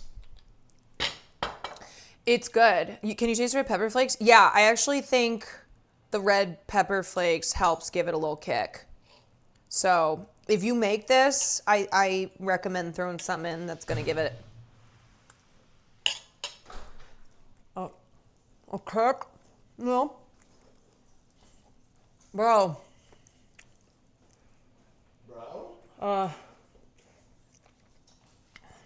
Whew. Burn your mouth? No, I didn't burn my mouth, but it's hot.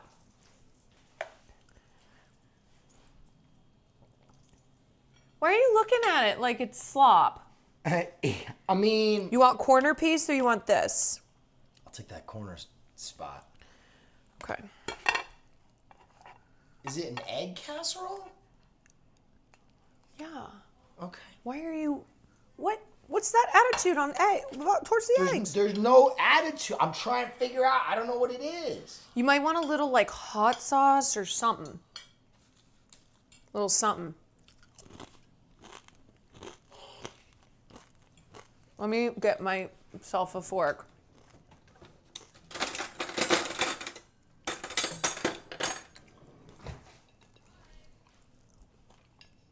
It's got no salt. Guys, I freaking knew it. God damn it. What? This is why I need them to tell me exactly how much salt to put in. It needs salt. Yeah, 100%. Shit, I fucking put salt in it, but it was not enough. Damn it. It sucks. You hate it. It's better with salt. Already, that's better. Yeah? 100%. Put a little hot sauce? You want a little hot sauce? Yeah. No, it's good. That's good. Can I be honest? You don't like egg casseroles? Can I be honest? Just make the eggs. I never understand a casserole. Eggs are better than this. Just on their own.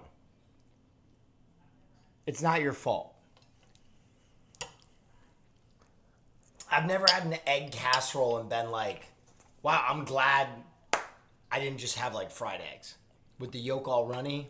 It's a casserole! Yeah.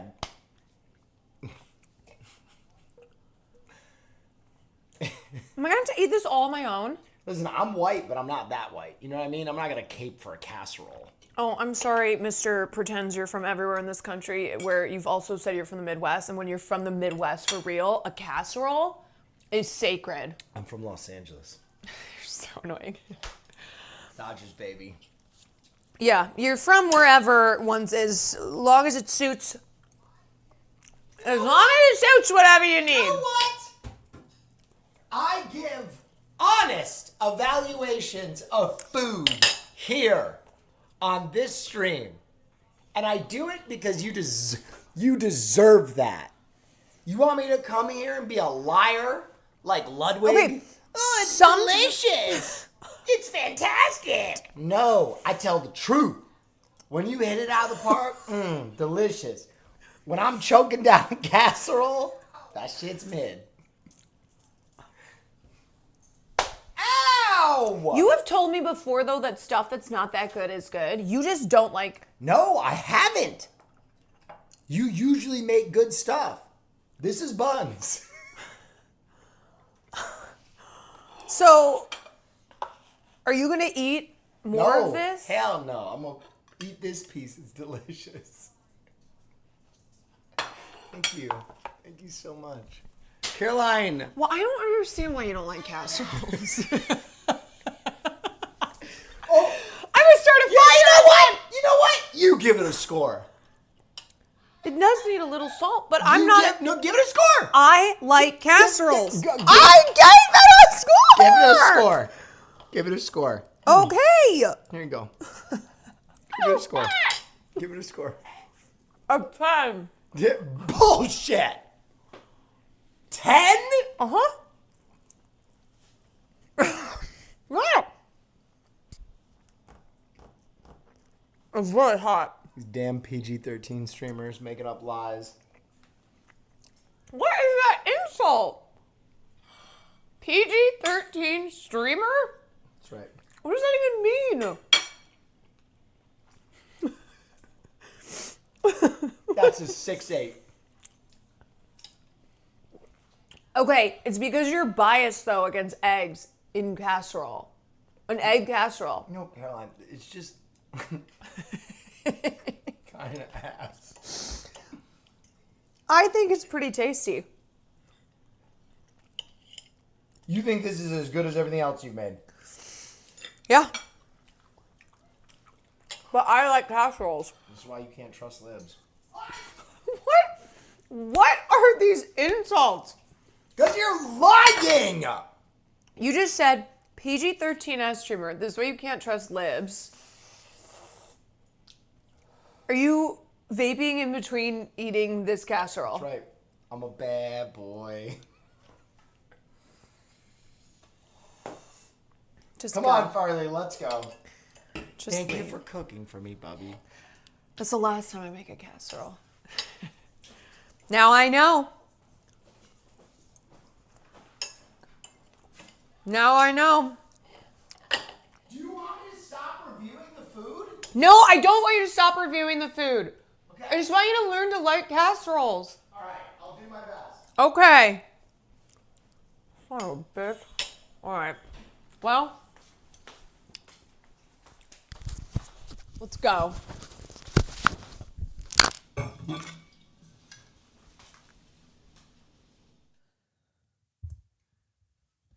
It's casseroles only from here on out. Man, this night has sucked. I can't believe I almost. Can you imagine if I burned down the kitchen for a dish that will then just shit all over? He and his anti-casserole fucking attitude.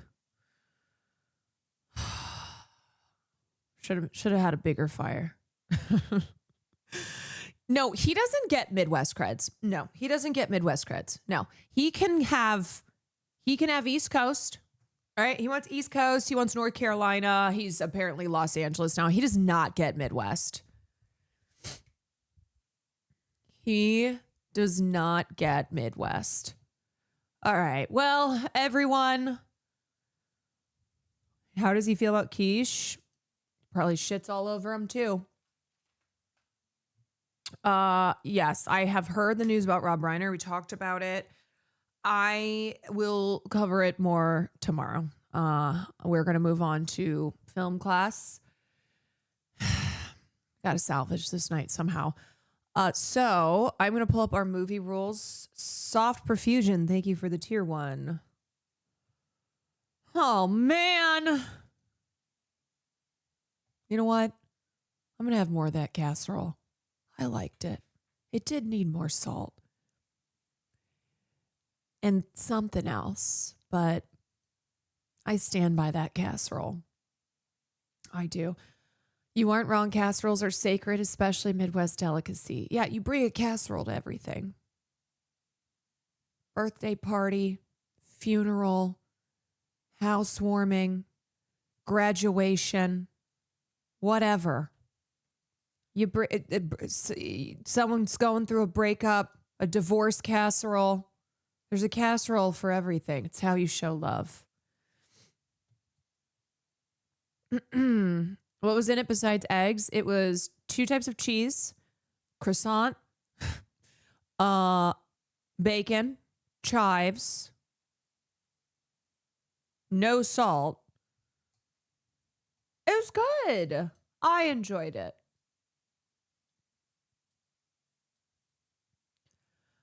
If you like casserole, it's a good casserole recipe. Just make sure you put some salt. Make sure you put something that's got a little kick in it.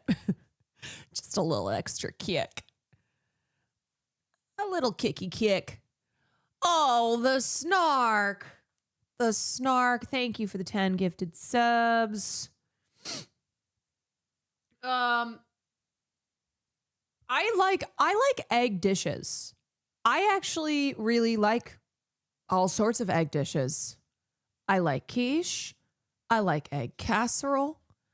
I like, you name them. I like it. You name them, I like them. Jack, thank you for the 11 months. Okay, let's do our movie rolls and let's get a going. The noises.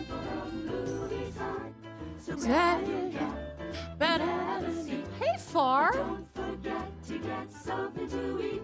Delicious meat and nutritious meat. You can't beat my meat for a special treat. Sucking on me is really neat. Don't be a jerk and don't be a fool. Be a good neighbor and follow these rules.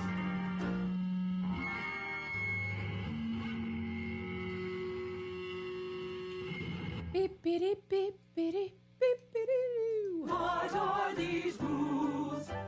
Remember to keep your shoes on at all times. Don't pull your penis out unless you really need to. Indecent exposure is a class 2 felony.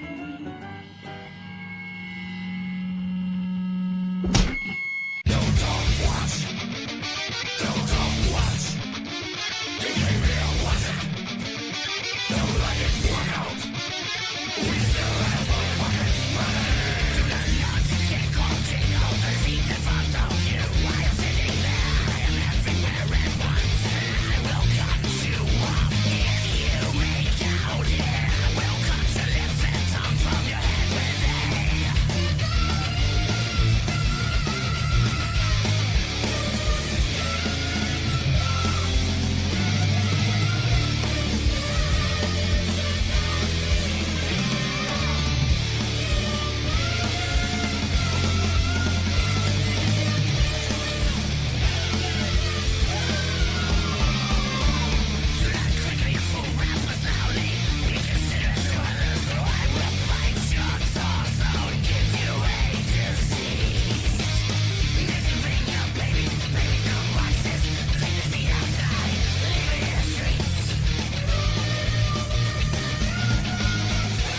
If I see you videotaping this movie, sights and will rain down your throat with hard acid. It's stop your testicles and turn your guns into snakes.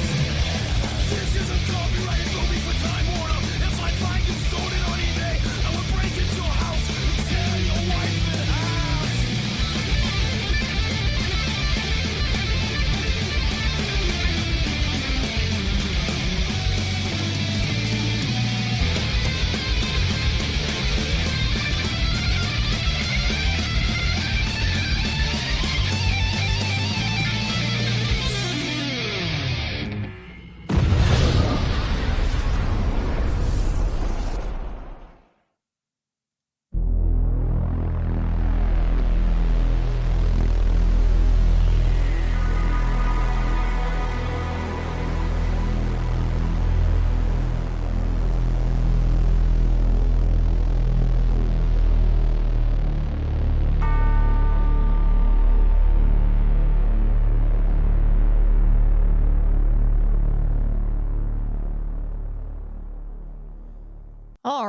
y'all.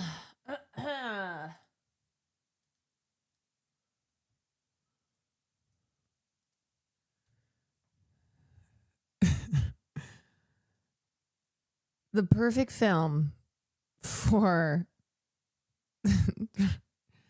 just how I'm feeling right now. You want to come here? You want to be in my lap? Come here. Let's have a daddy-daughter bond right here. A father-daughter. Okay, never mind. All right, y'all. So thank you for joining for the cooking portion of Sunday dinner and a movie. Knock Docs, thank you for the 40 months. And now we are going to be watching AFTERSUN. It is a film that came out in 2022. It is a critically acclaimed drama. Paul Mescal was nominated for an Oscar for his lead performance in the film. And it is the film debut of Charlotte Wells. It is semi-autobiographical, as she used parts of her life, her relationship with her own father, who had passed away when she was young, and kind of an exercise in an exercise in grief. Anyway, it's a beautiful film, so I'm excited to show it to you. Yay. Let me get the volume. Is that loud? Oh my gosh. Okay.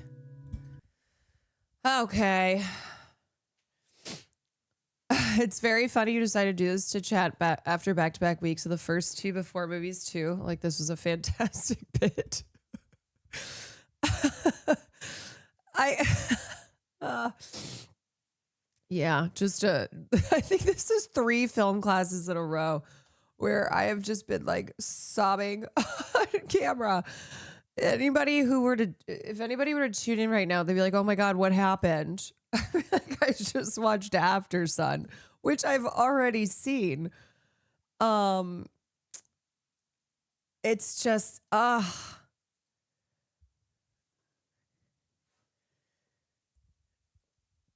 feel like I can't even do my film discussion right now.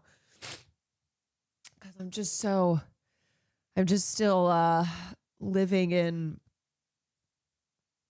the last hour and 40 minutes. God, it's just such a my sister just texted me. She said Jen was watching apparently with my dad. Man, I'm sobbing. What the fuck? God, that scene with David Bowie's Under Pressure, and then like how the song morphs and like the vocals are isolated, and it's like as like the strobe lights and just adult Sophie like grabbing her dad. Fuck.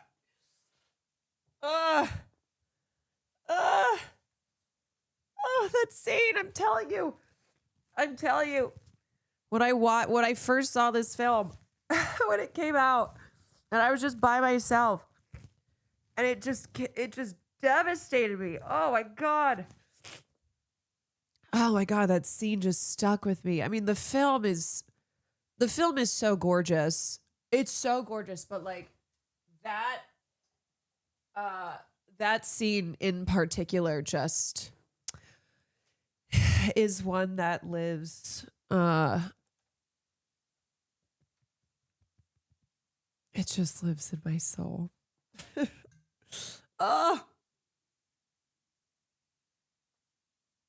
Love cinema for this, but man, I need a moment. I know. Cutie, thank you so much. Cutie McBooty, thank you for the 10 gifted subs. Powell, thank you for the gifted. Thank you.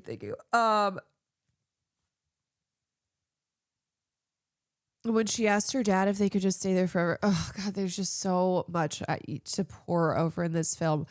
Okay, one thing I want to say, since this is it's not just talking about, you know, what the film is all about and why I love this film, but one thing that I always try to do here in film class is I want to teach people how to also watch films like this. And if you stuck around, I appreciate it, because I know that this is a film that is a slow burn. I know it's one that, like, it doesn't give you a lot of the answers. It doesn't reveal a lot until, you know, towards the end. And this is a film that, like, you know, I think people will not stick around to watch for whatever reason. Some people will be like, "Ah, this is boring. It's too slow." However, so if you stuck around, good job. And I don't mean like if this is a film that was just too much for some people, like too emotionally much. I mean, like, if this was something where you're not used to watching films like this, but you stuck around because there was just something about it that was captivating to you. But what I will say is, with a film like this, it's really important to just get on the ride and be comfortable in not really understanding, in there not being all of these reveals when you are impatient for them. And it's the power in this film. Kendrick LaCroix, thank you for the 5 gifted subs. Thank you. The power in this film is you allowing yourself to be drawn into this beautifully textured world that Charlotte Wells so wonderfully crafts, and to just watch these characters as they exist in this space. And one thing you probably noticed is how a lot of the way the subjects are framed, it's very off kilter. They're often not centered. They're decentered, and that is allowing them to really exist. It's giving them that space. The camera's lingering on them. There's a lot of moments of silence where you're just hearing, you know, breathing. You're just hearing like the ambient noises. And it's a film that, in just allowing yourself to exist in this space with these characters, that's where the reward comes from. That's where, like,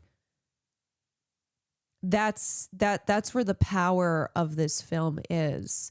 And it is one where there are reveals later, you know, once we get to the scene where it's present day and Sophie is with her partner and they have a baby and she's grown up now, and you realize, oh, this is in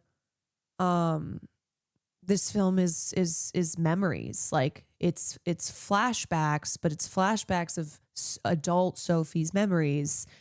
And you start to get the sense like, oh, her father didn't make it.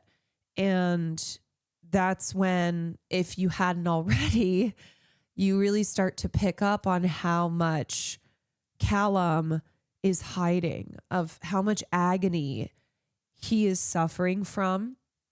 And the story is told from Sophie's perspective, and she's a child for most of it, and it's her memories. And so you get the sense too that she's remembering him, how maybe he wasn't even 100% as, like, her, the way he's depicted, you know, her memories most likely being altered, it being kind of this hazy, you know, child naivete, how a child would remember. Yes.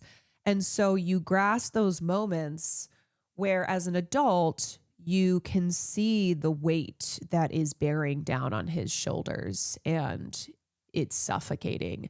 And yet, and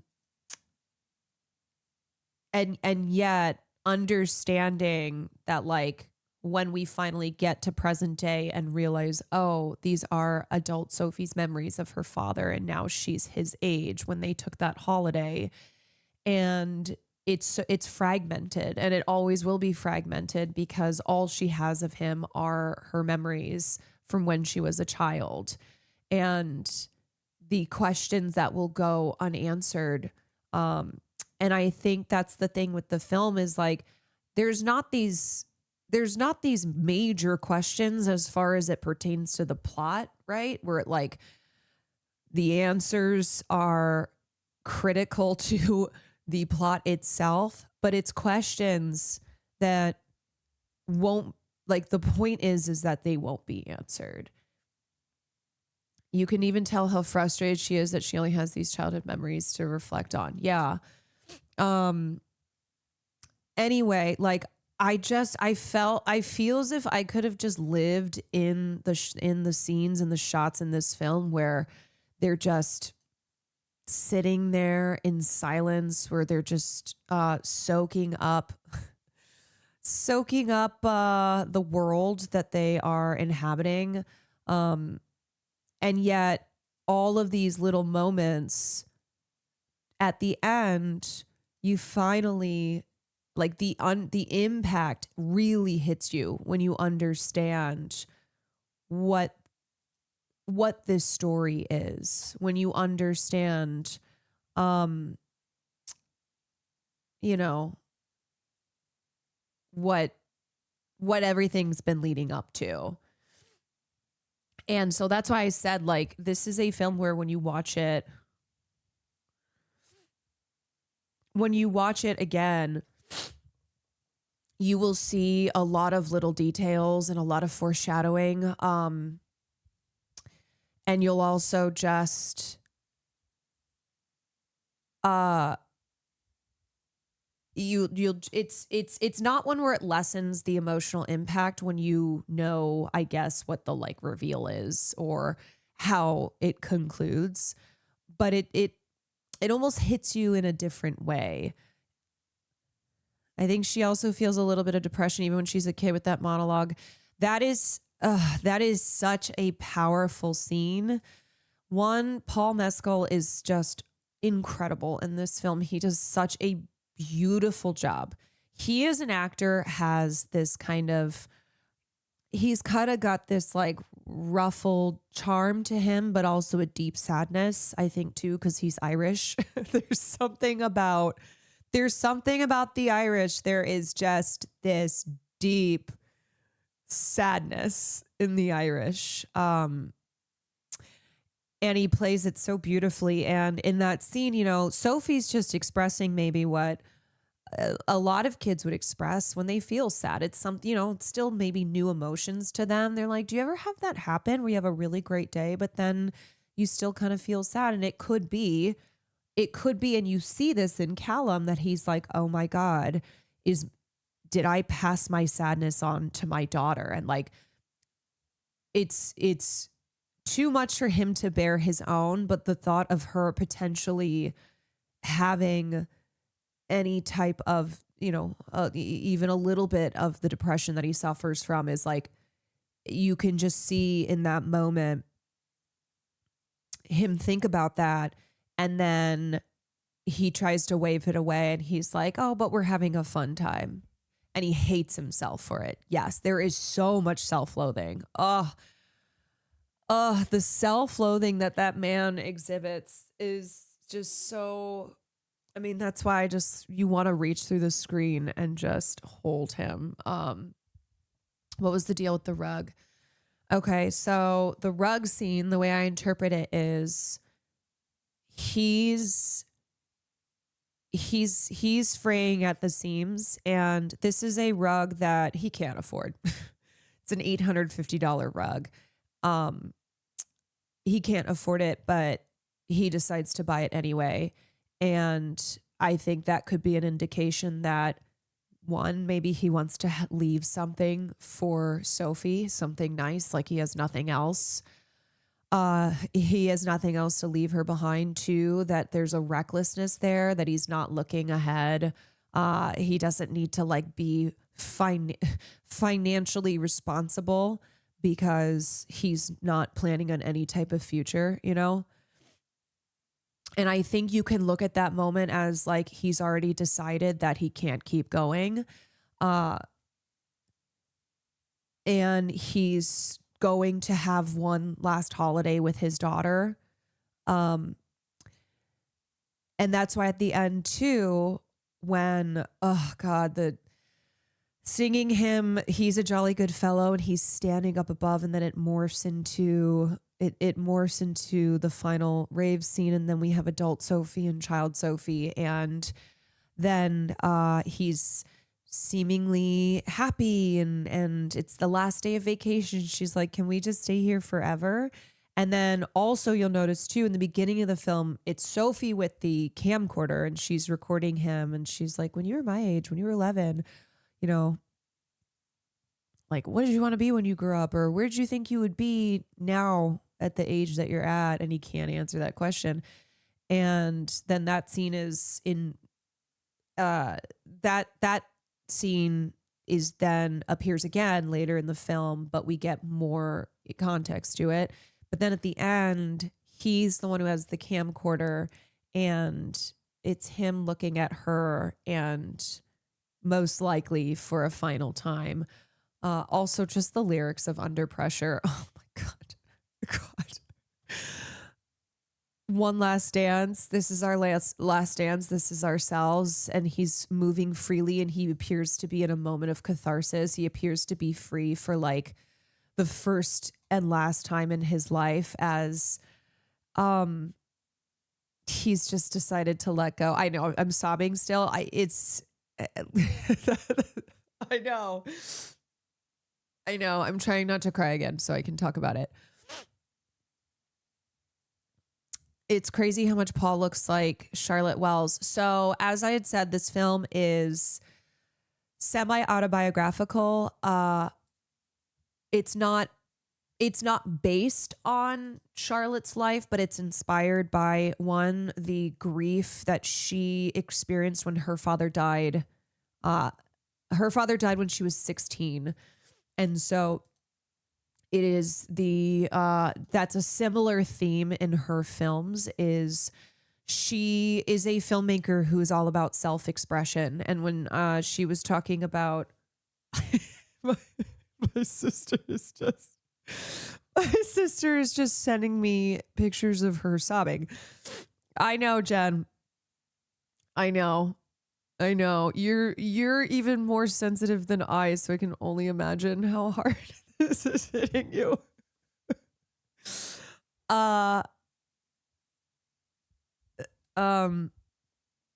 So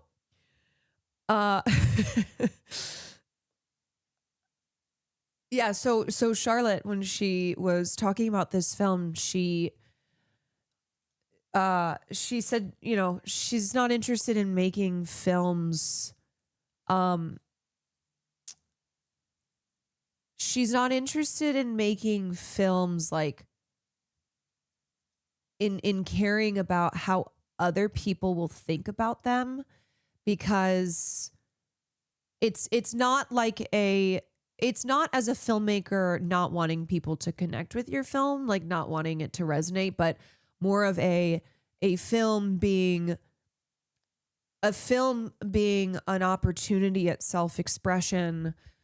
So for Charlotte, in making this film, it wasn't about like other people. It wasn't about, I wonder if like other people will connect, like making the film specifically for other people.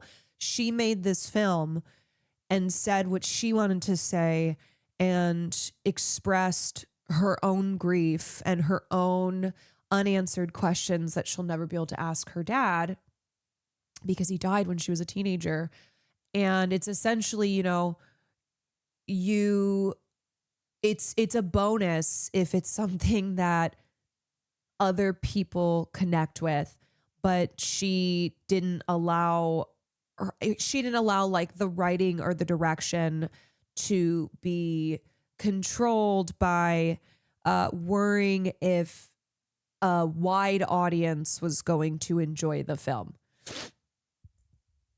The most personal is the most universal. Yeah. And that's the thing is like when I said before, you know, the power of film is that you don't have to have experienced exactly what happens in this film for this to hit. My father's still alive. Love you, Dad. Shouts out. My dad is still alive. I am not a person who has suffered from depression in the way that Callum does in the film.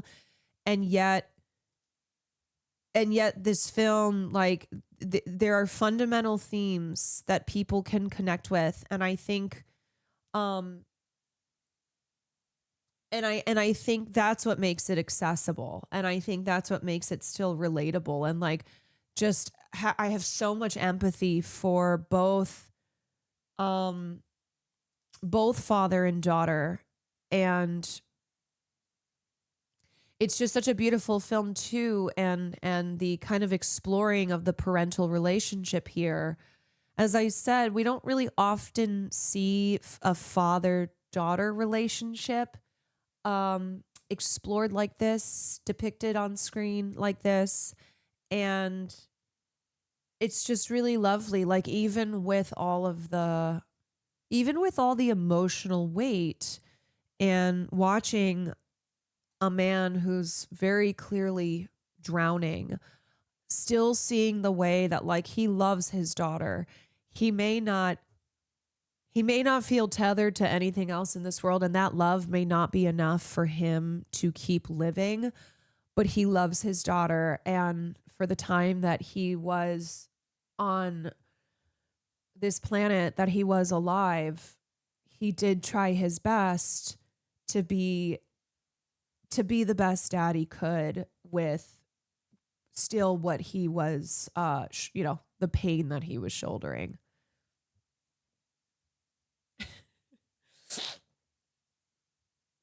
Paul is younger than me. I mean,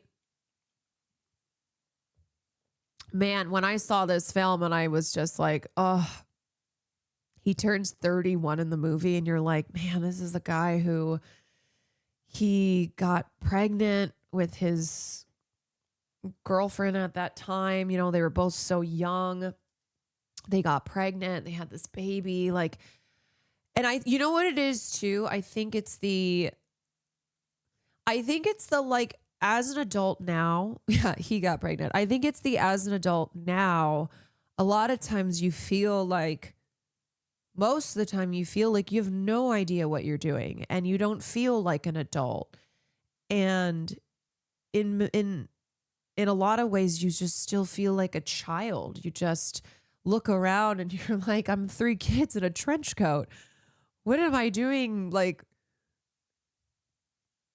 what am I doing paying these bills? What am I doing having to figure out all this stuff? Like, I can't do this. I shouldn't have to do this. And so I think with him, you know, seeing this guy who's like, God, he's only 31. He's got an 11-year-old kid. He is drowning. He has no idea he just has no idea how to navigate the world. And, you know, on top of that, having depression, but like then seeing him still try his best. Like when she tells him about her first kiss and he's like, that's okay. Yeah. He's your age. She's like, yeah, it's fine. And he was like, all right, you know, I want you to feel like you can tell me anything. And you look at me, you go, there's no way to like understand how to be a parent. All you can do is just try to love your child and always let them know that you love them and try to be there for them as best as you can. Thanks for the movie. I'll probably cry myself to sleep. This is one of those movies I knew about for a few years and knew it was devastating, but nothing more. And I was always a bit scared to watch it alone. So thank you for helping me jump in feet first. An incredible piece of art. You're so welcome. I really love this film. And I know it's one too, like I said, that some people will look at it and they'll go, it's too slow for me, or they'll just be waiting for they'll be waiting, jumping the gun, waiting for stuff to happen. And I think, I really think that you kind of tarnish the experience of watching a film like this when you're constantly trying to like figure out the answers, where you're constantly trying to like jump ahead of what's revealed and not just letting it reveal itself in its own time. And I think too, this film is shot, so it's not a film that like the way it's shot is the story. The way it's shot is it supplements the story. But man, the way it's shot is so gorgeous and so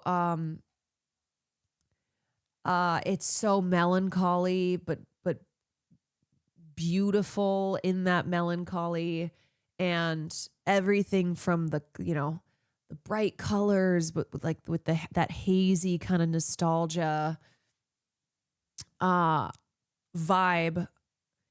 And one scene too that always sticks out in my head is when he's taking off the cast and they're in that split where he's in the bathroom and he's removing the cast, and then she's on the other side, and the difference in the coloring and in the lighting, where hers is very bright and warm and his is cold and dark, and just how much storytelling you can do without characters saying a word of dialogue. And I think too, I always think about a picture, a picture tells 1,000 words. And with films like this is a film that's telling its story in pictures. And it's often in what's not being said as well. And it's all the different, like, this is why I love films so much, because there's so many different elements at a filmmaker's disposal to tell the story that they're wanting to tell. From use film, like the choice of film or digital, from the lighting, from how the camera is framed. A lot of the shots of Callum are either him, it's like the back of him. So we don't really see his face. It's almost kind of as if we're seeing him through Sophie's eyes. Or as I said, often the subjects are decentered. They are off kilter. And one shot that stands out to me is when she's playing the camcorder on the TV. He's like, turn that off. And then you see the reflection in the TV of them on the bed. And then you also see on the left side of the frame, you see his face, and just how much is being told. You could freeze that, right? If you were to pause the TV, and just everything that you can learn from just that shot. The off-center shots make you feel it as a memory, because memories are really straightforward and clear. Yes, and so just the different, all the different ways to tell this story and how to tell this story, that I thought was just so impressive, and especially more so considering this was a feature debut. I mean, that's just unreal. Apparently, Charlotte had worked on this for, I think, a total of like 8 years. Yeah. So let me find the story of this. In her final year at NYU, apparently is when she started to conceptualize the story of AFTERSUN, and she was working with a professor on the idea of a film with a father and a daughter who go on vacation. And so eventually she ended up taking a trip to Cyprus, Greece, spent 2 weeks just immersing herself in the environment, trying to write a script while she was there. And she wrote 2 pages. Those were the only 2 pages that she had for the following 2 years, and it outlined each day of their vacation. And she said that most of the plot was in her head, and the rave sequences came later. It was not in the initial draft. And then it took her a total of 8 years to write the film. Although most of that was the world building. Most of that was like really tinkering away at these characters. A lot of times that happens. I mean, when I've written scripts before, 80% is the outlining. It's not the actual like sitting down interior pool hall. It's creating these characters. It's creating the space that they exist in, you know, building out the world. And then the writing, the actual screenwriting part. I mean, this was the way that I wrote, but sounds like this was also how Charlotte wrote AFTERSUN. The actual writing part was like, didn't take that long. Oh. Did anyone notice where the dad walked into in the final shot? The club into the rave. Yeah. This was her inspiration and visual reference for the rave scenes from Lynn Ramsey's Moburn Cellar.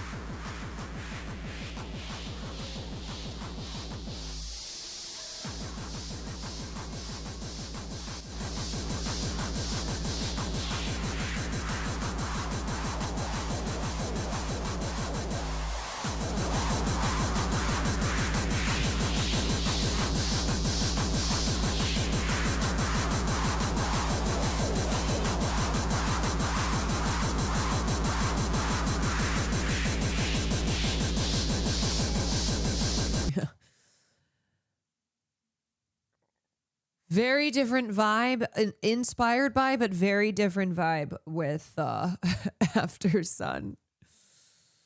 Oh God. We talked. This is also one of those movies I don't like to talk too much. There were a couple times where I was like, oh my God, I think some chatters are gonna die if I don't give them a little clarification here. Sometimes people need a little clarification, a little answer, but also a reminder of like, just watch, just wait, just have patience, just immerse yourself. It's about the journey. It's about getting on the ride. It is about getting on the ride and not getting off until it ends.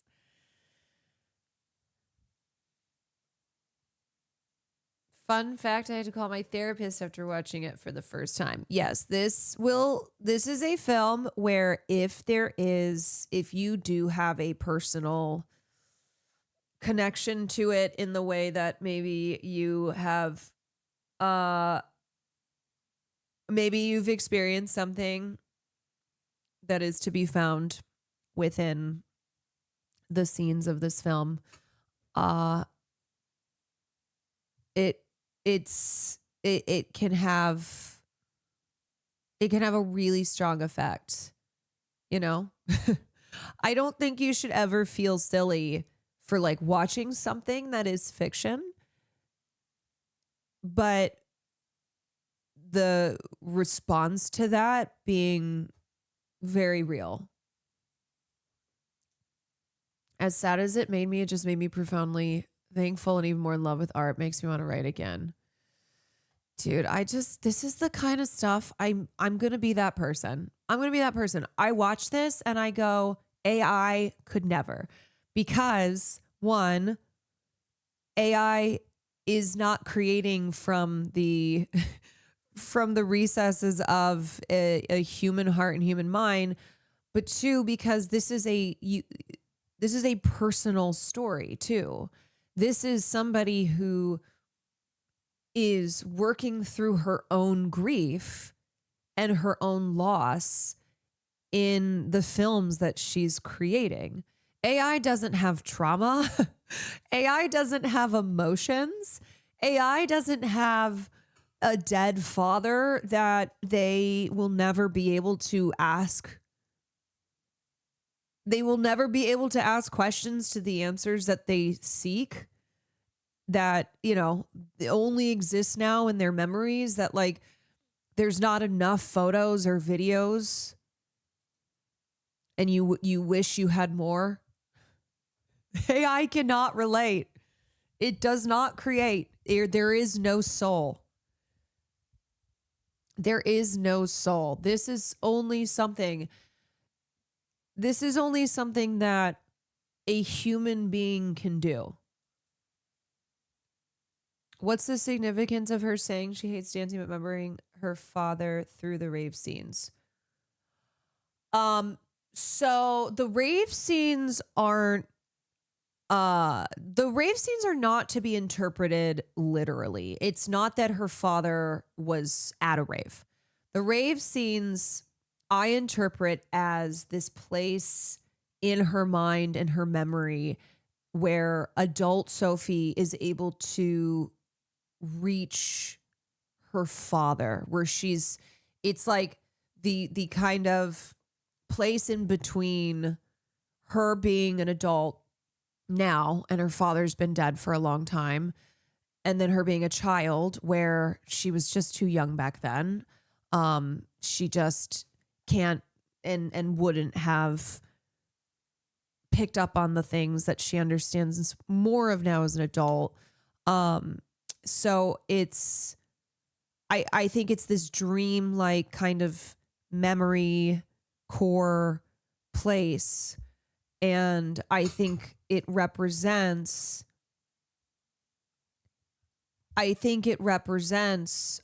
Sophie. It like symbolizes her subconscious thoughts, right? It's like, this is the place where she can remember her father, where she can finally reach her father, you know, where at the end when she's holding him, debut feature, what the fuck am I doing with my Chungus life? What the fuck are any of us doing? Look, how do you just make something like that? I don't understand. How do you have that as your first film? I think it's interesting. Paul Mescal character says he won't sing but loves to dance, and Sophie wants to sing but not dance. And I think for Callum, the dancing is him searching for a way to find catharsis, to find to be free. And I think it's also, you know, him in this rave where nobody knows who he is, where he can just let himself go. My headcanon is that Pizza Man from Zone of Interest has a full submarine sandwich at AFTERSUN too. Yeah, for sure. He just goes around and does that. I'll be honest, when it opened on 11-year-old memories of trauma and a parent my age with depression, I felt it might not be worth sticking around for my sanity, but I'm glad I did. Chat was wonderful too. Y'all made this much easier. As I said before we watched the film, what I appreciate in this is that it's not trying to inauthentically make you feel traumatized. It's not trying to just smash you over the face in some emotional baity way. And I think an impact of a film like this can shake you to your core, but I think there's a beauty, and I think there's a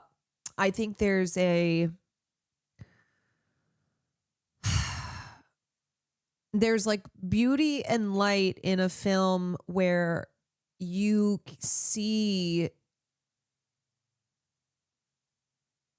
emotions that you feel, experiences that you've shared being depicted on screen. Like, I think it can make you feel that, oh, these are perhaps fundamental experiences.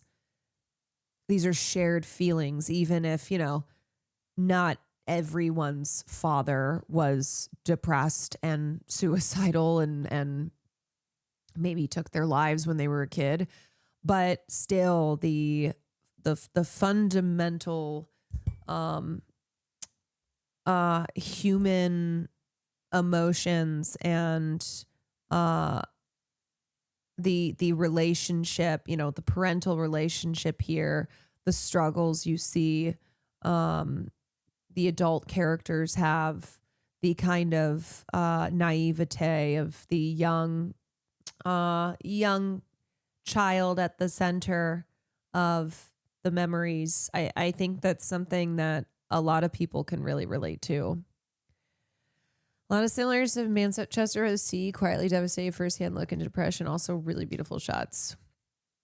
Yeah, whoever said before, mentioned Florida Project, also an amazing film. One of Sean Baker's best. I think the rave is a vehicle of grief. It's another thing she associates with her dad, since the last thing her dad mentions about telling him about the parties that she attends in the future. Yeah, I think there's definitely multiple ways. It's up for interpretation, but it's definitely not. I don't think it's a literal rave, because the surrealism and the repetition of those shots, and I think the kind of metaphorical sense that you get when he says, you can ask me about things when you're older. Oh yeah. No, that's just, that was an emotional knife to my heart. I was telling myself, I was like, just hang on. Don't start crying yet. Just hang on. But as it creeps closer to the final rave shot with David Bowie's Under Pressure playing, you're like, I just can't. That line hurt so much more than the second time. Believe. Boy, oh boy. Soul Boot, thank you for the 10 gifted subs. Thank you, SB. Dragon Army, thank you for the 31 months. I think Chatney's here. But or not, Eraserhead is my most spiritual film. Mm-hmm. Elaborate on that. No, I won't. No one sees it. Can't believe we lost Lynch this year too. This has been a tough year, y'all. Explain it. No. Oh my God. This year has just been really a ginormous loss in talent and in some of the greatest filmmakers and actors and creatives who blessed us with their talent. Ay. All right, what else can we say about this film? I mean,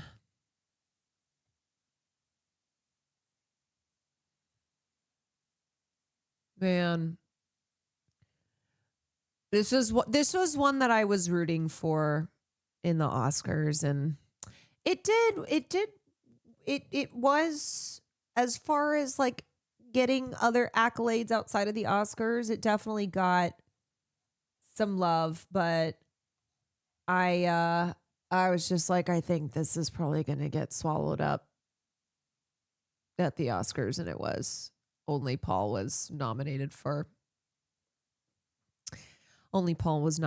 an award.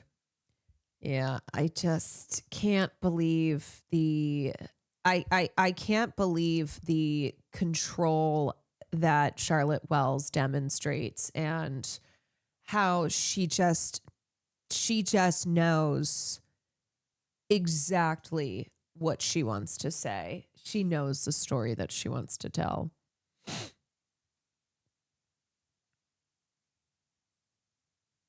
So amazing how Charlotte shows adult Sophie white hot rage screaming at same age Callum in the strobe cuts in the rave when she embraces him wholeheartedly. Pure catharsis in film.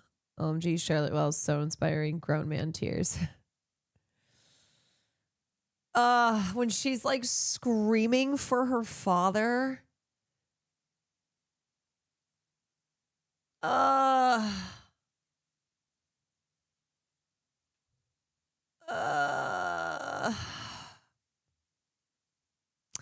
Also, shout out to Frankie Corio, who plays little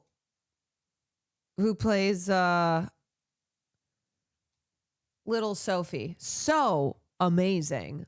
My God. The chemistry too of Paul Mescal and Frankie Corio, I just totally bought them as father and daughter. She's so good.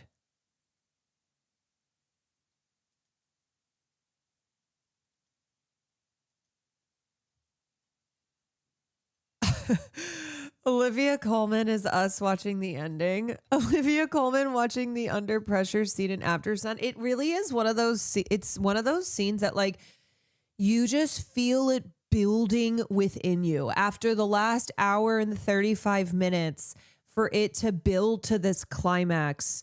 And if you just let yourself, like I said, you let yourself get on that ride, you stay on that ride, and the feeling of it all just building up in you.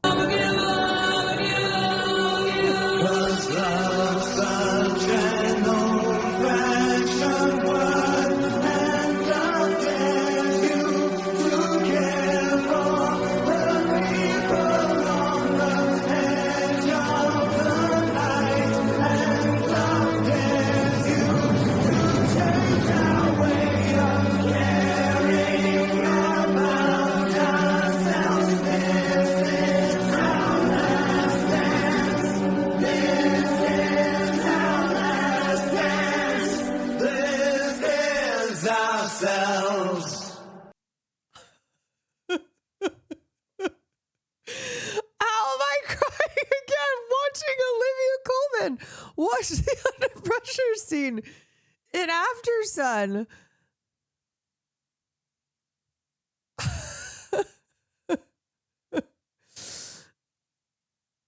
Oh my God. There is something about films that, as I said, the whole film can be great, but you always think of that one scene. You remember the one shot. Like in Godfather, for me, it's the end.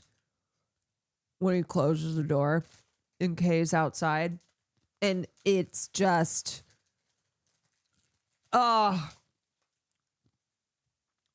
everything that is said and that door close as she's watching, you know, the staircase scene in Parasite. Yeah. And it might be that there's a couple scenes you can't, a couple shots that you can't choose from. But I really do think there's always like, There's always that one scene. There's always that one scene that people talk about that you remember. It's just burned into you. So anyways, thanks to the movie.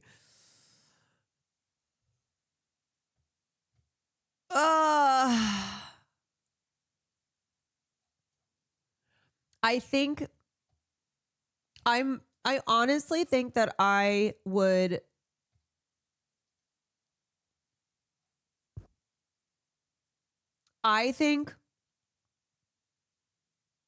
I put this film in like masterpiece category and one that should be remembered and watched by generations to come. I think it's one that, even though it was highly acclaimed when it came out, I think it still was. I didn't feel that enough people saw it. And I think it's because it's a quiet masterpiece. But the build up towards the climax and how it explodes, it reaches this crescendo, and you realize all these small moments throughout the film previous, all the previous everything that you had just watched, and you realize that that's all adding up, that all adds up to, and it just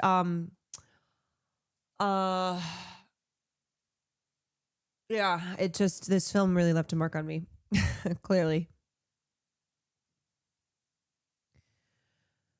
A24 didn't put it out very widely. Yeah. I'm remembering it now that I think it was one where people who saw it fucking loved it. People who saw it fucking loved it, but a lot of people hadn't seen it. And I'm telling you, these distributors, a lot of times they either don't give a shit, they're for whatever reason just gatekeeping the film, keeping people from seeing it. Do you know what killed me too? Nandre, you know what killed me?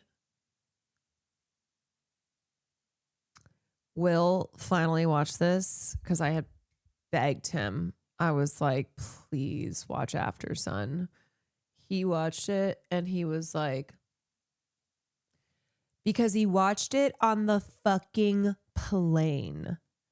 I think it should be illegal to watch certain films for the first time on a fucking airplane with the goddamn headphones that they give you. This is not a plane movie. Watching AFTERSUN for the first time on a goddamn flight should be illegal. When he told me that and he was like, yeah, I just didn't really, because I had just been gushing about the film. I was like, oh my God. He knew how much I loved it. And then he finally saw it. And I said to him, I was like, it actually makes me really sad that you watched on a plane. And one reason that I wanted you to watch this film is when I watched it and I saw Callum, there was a sadness in him that I see in you. And how the other thing about the film too is like Callum has that breakdown where he goes into the ocean and then his daughter is locked out and then she ends up sleeping. She's sleeping in the reception. She comes back and he's like passed out nude on the bed. That's the last night that he's 30 and it's his birthday the next day. And I think that's something that people with depression can really struggle with is birthdays. Is like, look, I think it's something that's natural. You know, it's normal. A lot of people kind of can have a hard time with a birthday, but there is something I think when you struggle with depression that birthdays can devastate you in a really, really profound way. And it's a really dark day. And so that was something I noticed with him where the next day when he's like, I'm sorry. And she's like, happy birthday, Dad. And I went, oh. So the similarities between Callum and Will, and I wanted him so badly to love this film and to just connect with it. And he watched it on the fucking plane.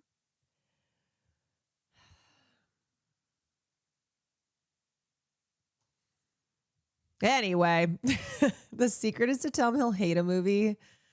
You know, too, these are the types of films that I'm always like, Will, please just give it a chance. Please just be patient with it. I promise you it's so beautiful.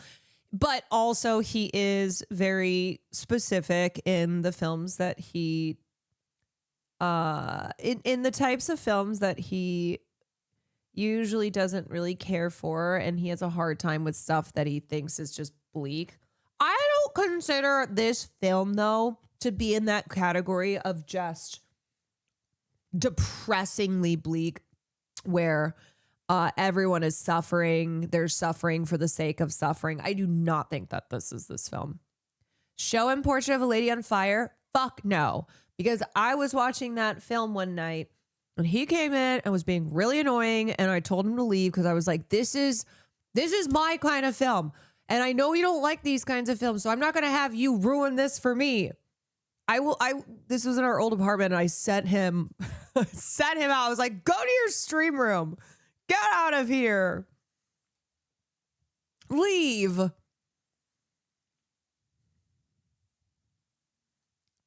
It's beautiful. It's earnest. I know. The earnestness. You know, the funny thing though is like if he were to come in, I'd be like, remember when you didn't really love AFTERSUN in the way that I did, and it kind of killed me? He'd be like, huh? No, I didn't. I'd be like, yeah, yes, you did.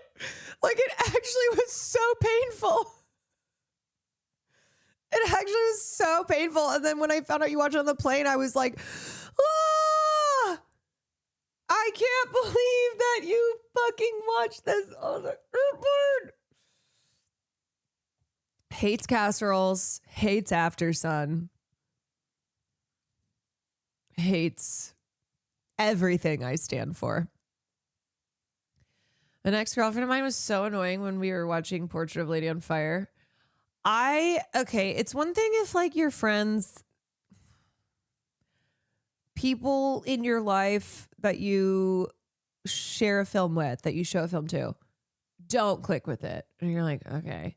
It's another thing with your partner when it's like, okay, we have our different film tastes. But I refuse to watch something with you that is in my wheelhouse that I know is not yours, that I know you are not going to feel connected to in the way that I do, because it's good. I'm going to get pissed. I'm going to get legitimately mad. I will be in a mood. So that's why now I just go, leave, be gone, get out of here. I put Flaky in a box when I watch Godzilla movies. No. Lid on. Okay, lesbians. Compare Portrait of a Lady on Fire to Carol. Very different films. Gorgeous, both of them. I think Portrait is devastating in a way that hits me like I think if you know by now, if you're in this community, you know the types of films that just reach into my soul. And Portrait of a Lady on Fire is one that when I talk about a film overall being beautiful and captivating, but there being one scene in particular that just forever has a hold on my entire being. And the ending of Portrait of a Lady on Fire I think it's probably a competition between me and Jessica Chastain, who has watched the ending more.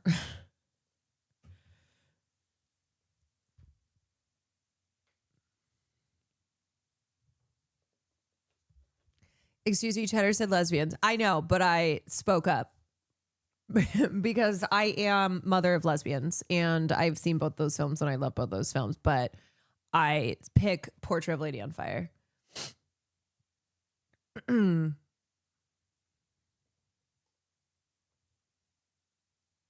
Ending had me sobbing in theater. See, and so those are, I gotta be so for real. Like, those are the types of films that unless I can fully trust somebody that I'm with and know that they're going to that know that those are the types of films that they love too, I just want to watch it on my own. I don't want to.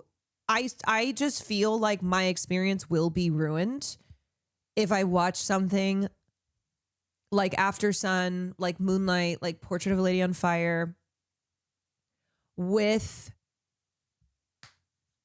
a person or people who just aren't digging it. And it's one thing to not dig it, but then to kind of like very obviously not dig it. If something emotionally resonates with me and you start critiquing the movie, I'm punching you. Yeah. And I don't expect everything to emotionally resonate the same exact way with everyone. But if I'm sensing that you're like, this is whatever, I may turn violent. I'm not watching Crying in H Mart with anyone. There really are just some things you watch by yourself. It's for yourself. Toasty Tara, thank you for the 18 months. Okay. Oh my God. It's already 11:17. God, I feel so cooked. I feel so empty in a good way, but I'm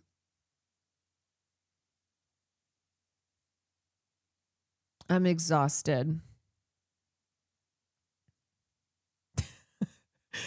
Emotionally drained. I mean, first the news of Rob Reiner right in the middle of the goddamn cooking stream. Oh my God. I mean, I'll be sorting through that more because we'll cover that tomorrow. Ugh.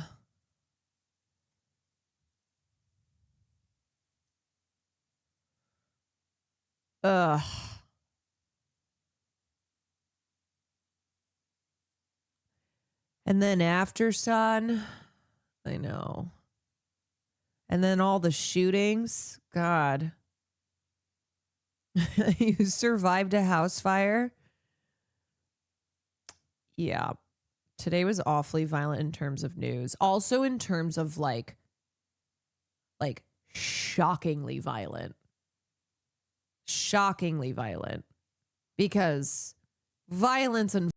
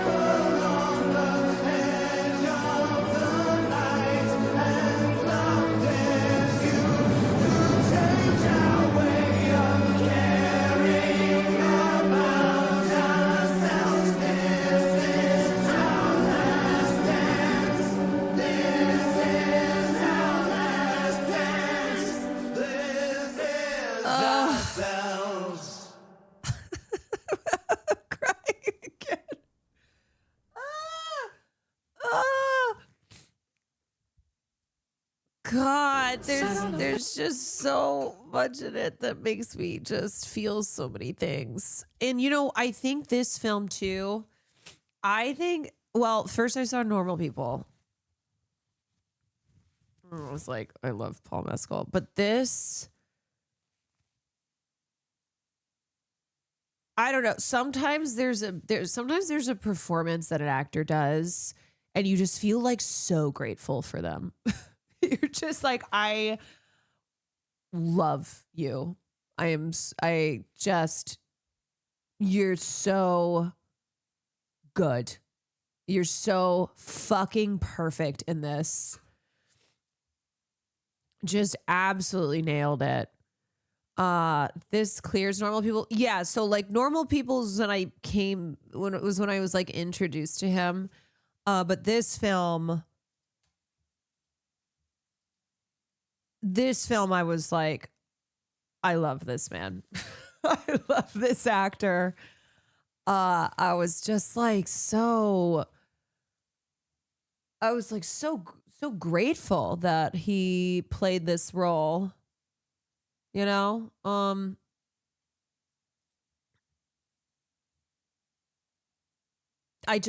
He's perfect. He's perfect.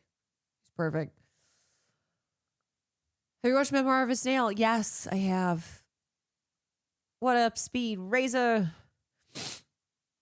He's also hot. I cannot. Also, Sky, thank you for 39 months. 39 months of supporting an emotional terrorist. That's what they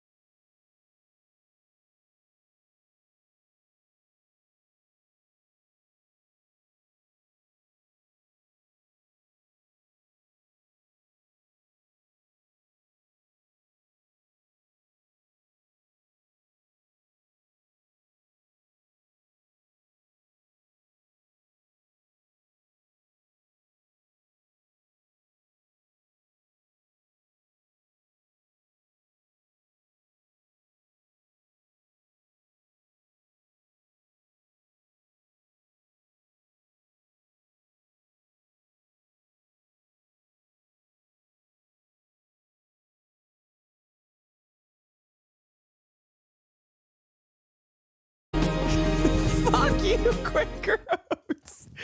Jesus Christ. Okay, now this is emotional warfare. What the fuck? Okay, but that is something, as I was explaining, that is something. Why is there blood on this napkin? Oh, I must have cut myself. What the hell? Oh, I think I picked a bug bite. And it was bleeding, and then I was like, am I dying? Why is there blood on this napkin? Slattern, thank you for the 5 gifted. Thank you. Yeah, she obviously is a filmmaker who is really interested in exploring familial relationships. You know, I think especially with dads, because her dad died. Oh, God. And yeah, just like the themes that are emerging in her work, kind of the personal trauma, how people deal with that, deal with those experiences. Shit hits. That shit hits. Okay. Oh my God. I gotta go. I am a victim of my own emotional warfare. You could show me anything. I would just start crying.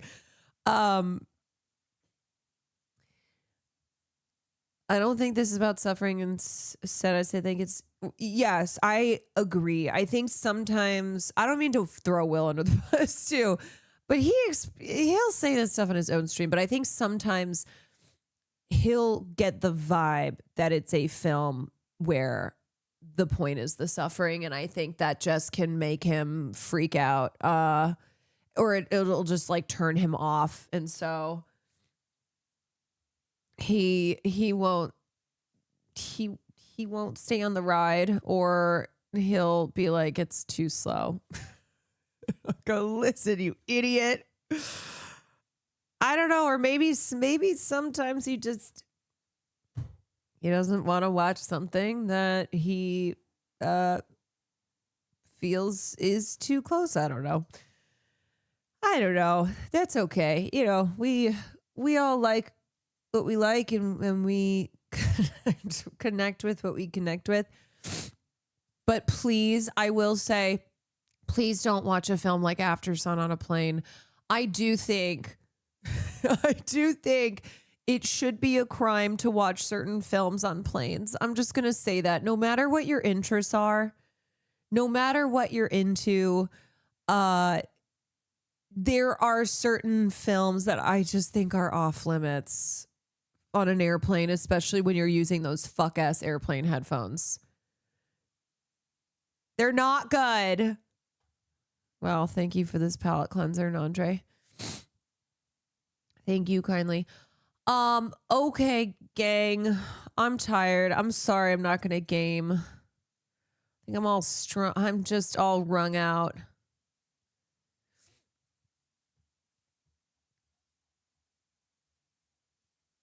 I feel like a towel that's been squeezed.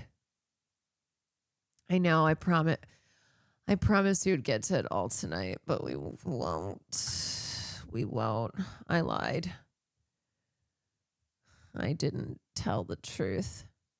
Okay. All right. We'll be back tomorrow, though. We'll be back tomorrow. Lots of stuff to cover tomorrow. All right. As a way to make up, I'll send you to Will, who's doing dispatch. I'm just gonna keep sending. Now that he's gaming again, I'll just keep sending you over there. Be like, look, I'm not gaming, but you know who is finally doing some gaming right now? William Neff. Anon, thank you for the 5 gifteds. Thank you all. Thank y'all for hanging out tonight, for crying with me as we watched AFTERSUN. maybe you didn't cry, but you still were here. And there is something very special about sharing films that I think are that I just think are really moving and beautiful explorations and like human expression, self-expression. And I just really love sharing that stuff here. A communal cry. Yeah, a communal cry. Gosh. All right. Well, I'll see you. I'll see you tomorrow. Gotta end with this song, obviously.